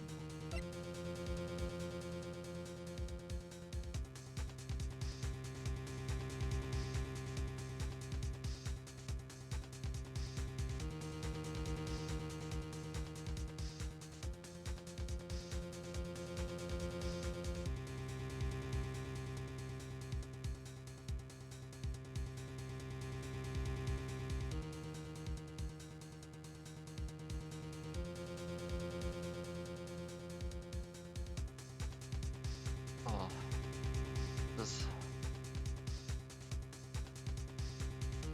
is rough.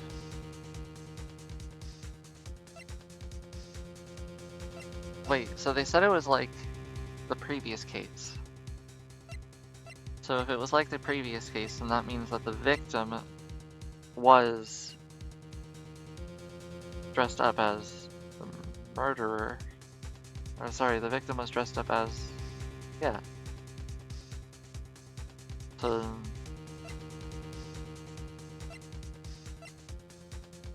oh, I'm so confused. Edgeworth was definitely on the boat. He said so himself, and we saw it in the opening. So it was Edgeworth, but it was Edgeworth and who? Was it Edgeworth and the murderer, or Edgeworth and Hammond?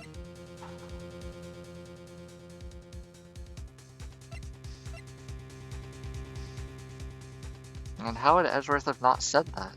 That it wasn't Hammond? That's kind of weird.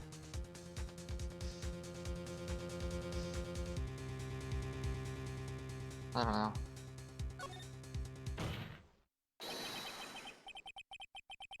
It was Edgeworth and the murderer. After the murderer killed Robert Hammond at 11:50, he assumed the guise of Mr. Hammond and met Edgeworth.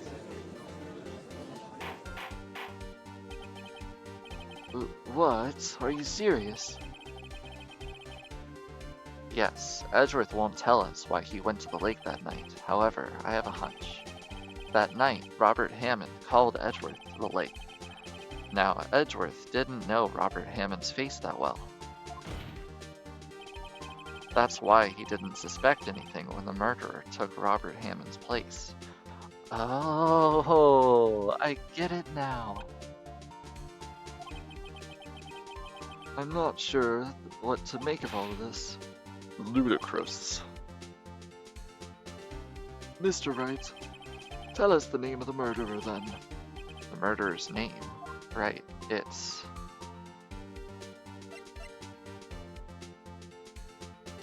I don't know.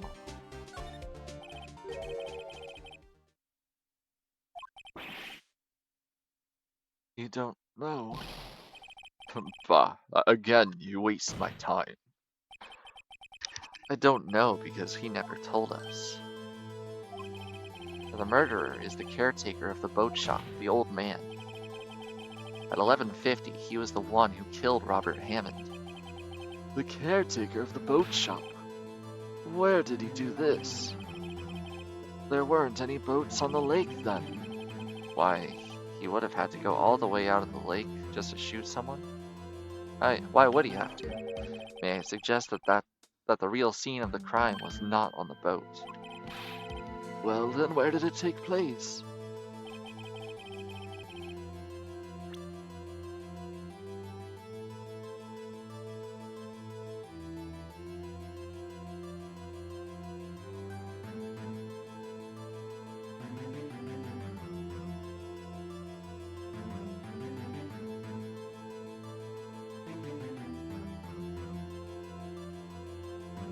What?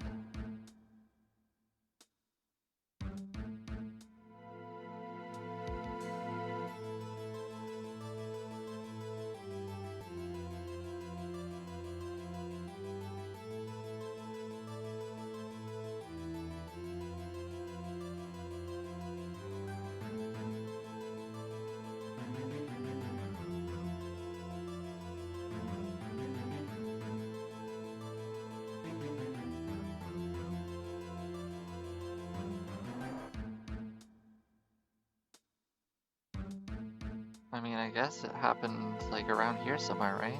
And then he put the guy on the boat pretty much immediately. It's the best I can think of. The boat shop where he lives. That way he can meet with the victim without seeing anyone, or without anyone seeing. Do you have proof that the boat shop was the scene of the crime? Recall Larry's testimony, if you will.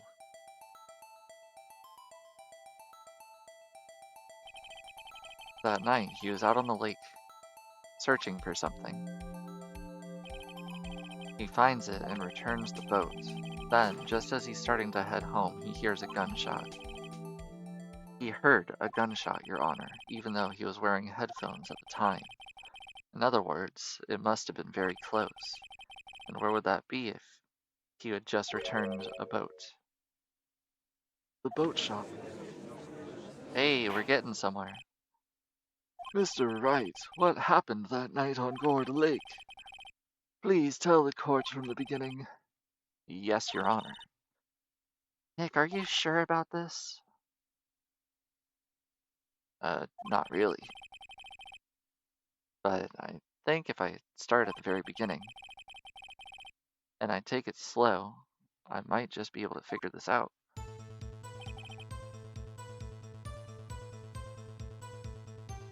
That night, the caretaker of the boat shop called Robert Hammond to this. The caretaker of the boat shop called Robert Hammond to his shop.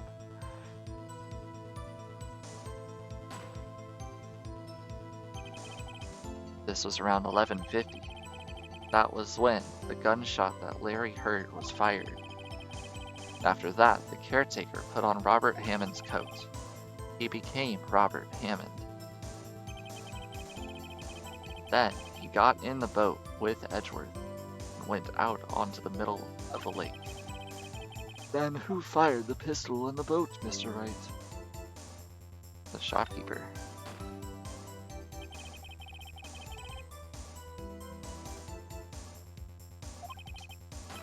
He shot twice. Both missed Edgeworth on purpose.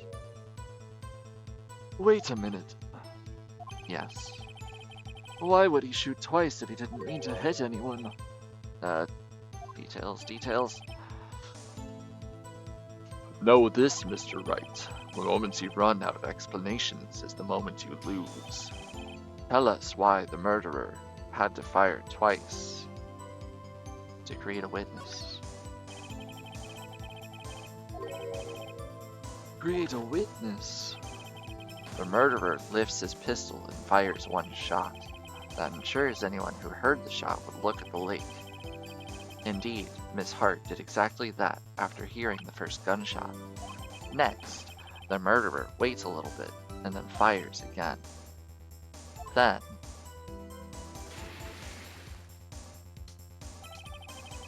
the murderer jumps from the boat himself, leaving the pistol in the boat behind him.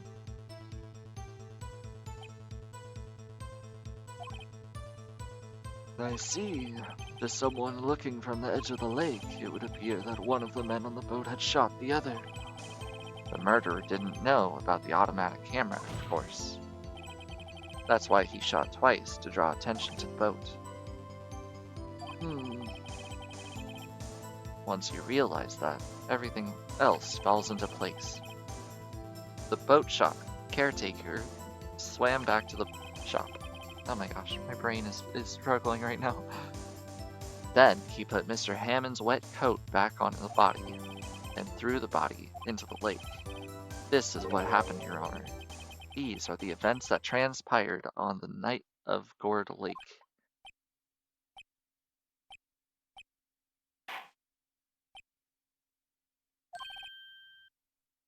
Bailiff, bring out the witness from before. The boat shop caretaker, quickly.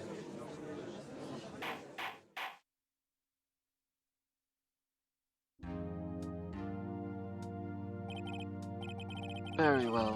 While we are waiting for the caretaker, I would like to ask the defendant, Miles Edgeworth, a few questions.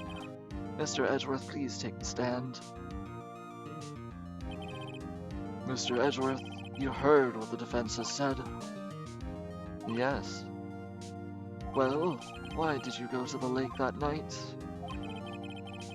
What Wright has said was mostly correct. Astonishingly so, actually. Yes.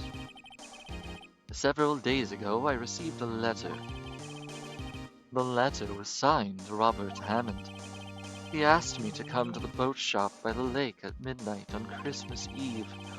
He said he had something very important to discuss with me. Something important? I'm sorry, I can't say what it is. Your Honor, sir. Bailiff, why are you conducting we are conducting a trial here. I ask that you remain quiet. The witness has disappeared. He isn't at the boat shop either. What? What should I do? Find him, quickly. We cannot allow him to get away.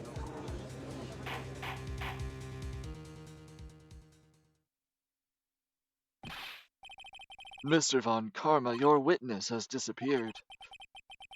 A search warrant has already been issued. Hmm. It goes, It goes without saying that I cannot declare a verdict under these circumstances. I will extend the trial until tomorrow, the final day allowed. I request that the police department utilize all its forces to find that witness. Am I understood? One more thing. Just who is that boat shop caretaker? I think his identity has become very important to this trial. I want him, and I want to know who he is. Very well. Court is adjourned.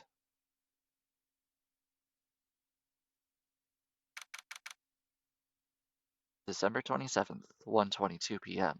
District Court Defense Lobby. Yay, Nick, you did it! Yeah, well, at least we get out from under that guilty verdict. And what about Larry? That was something else. Even Von Karma didn't know what to do with his testimony. Larry really helped us out. Sure, once I sifted through his unique testimony. Still, he did save us. I just wish our cases weren't so down to the wire all the time. I know what you mean. Sometimes I feel like it's us on trial instead of our clients.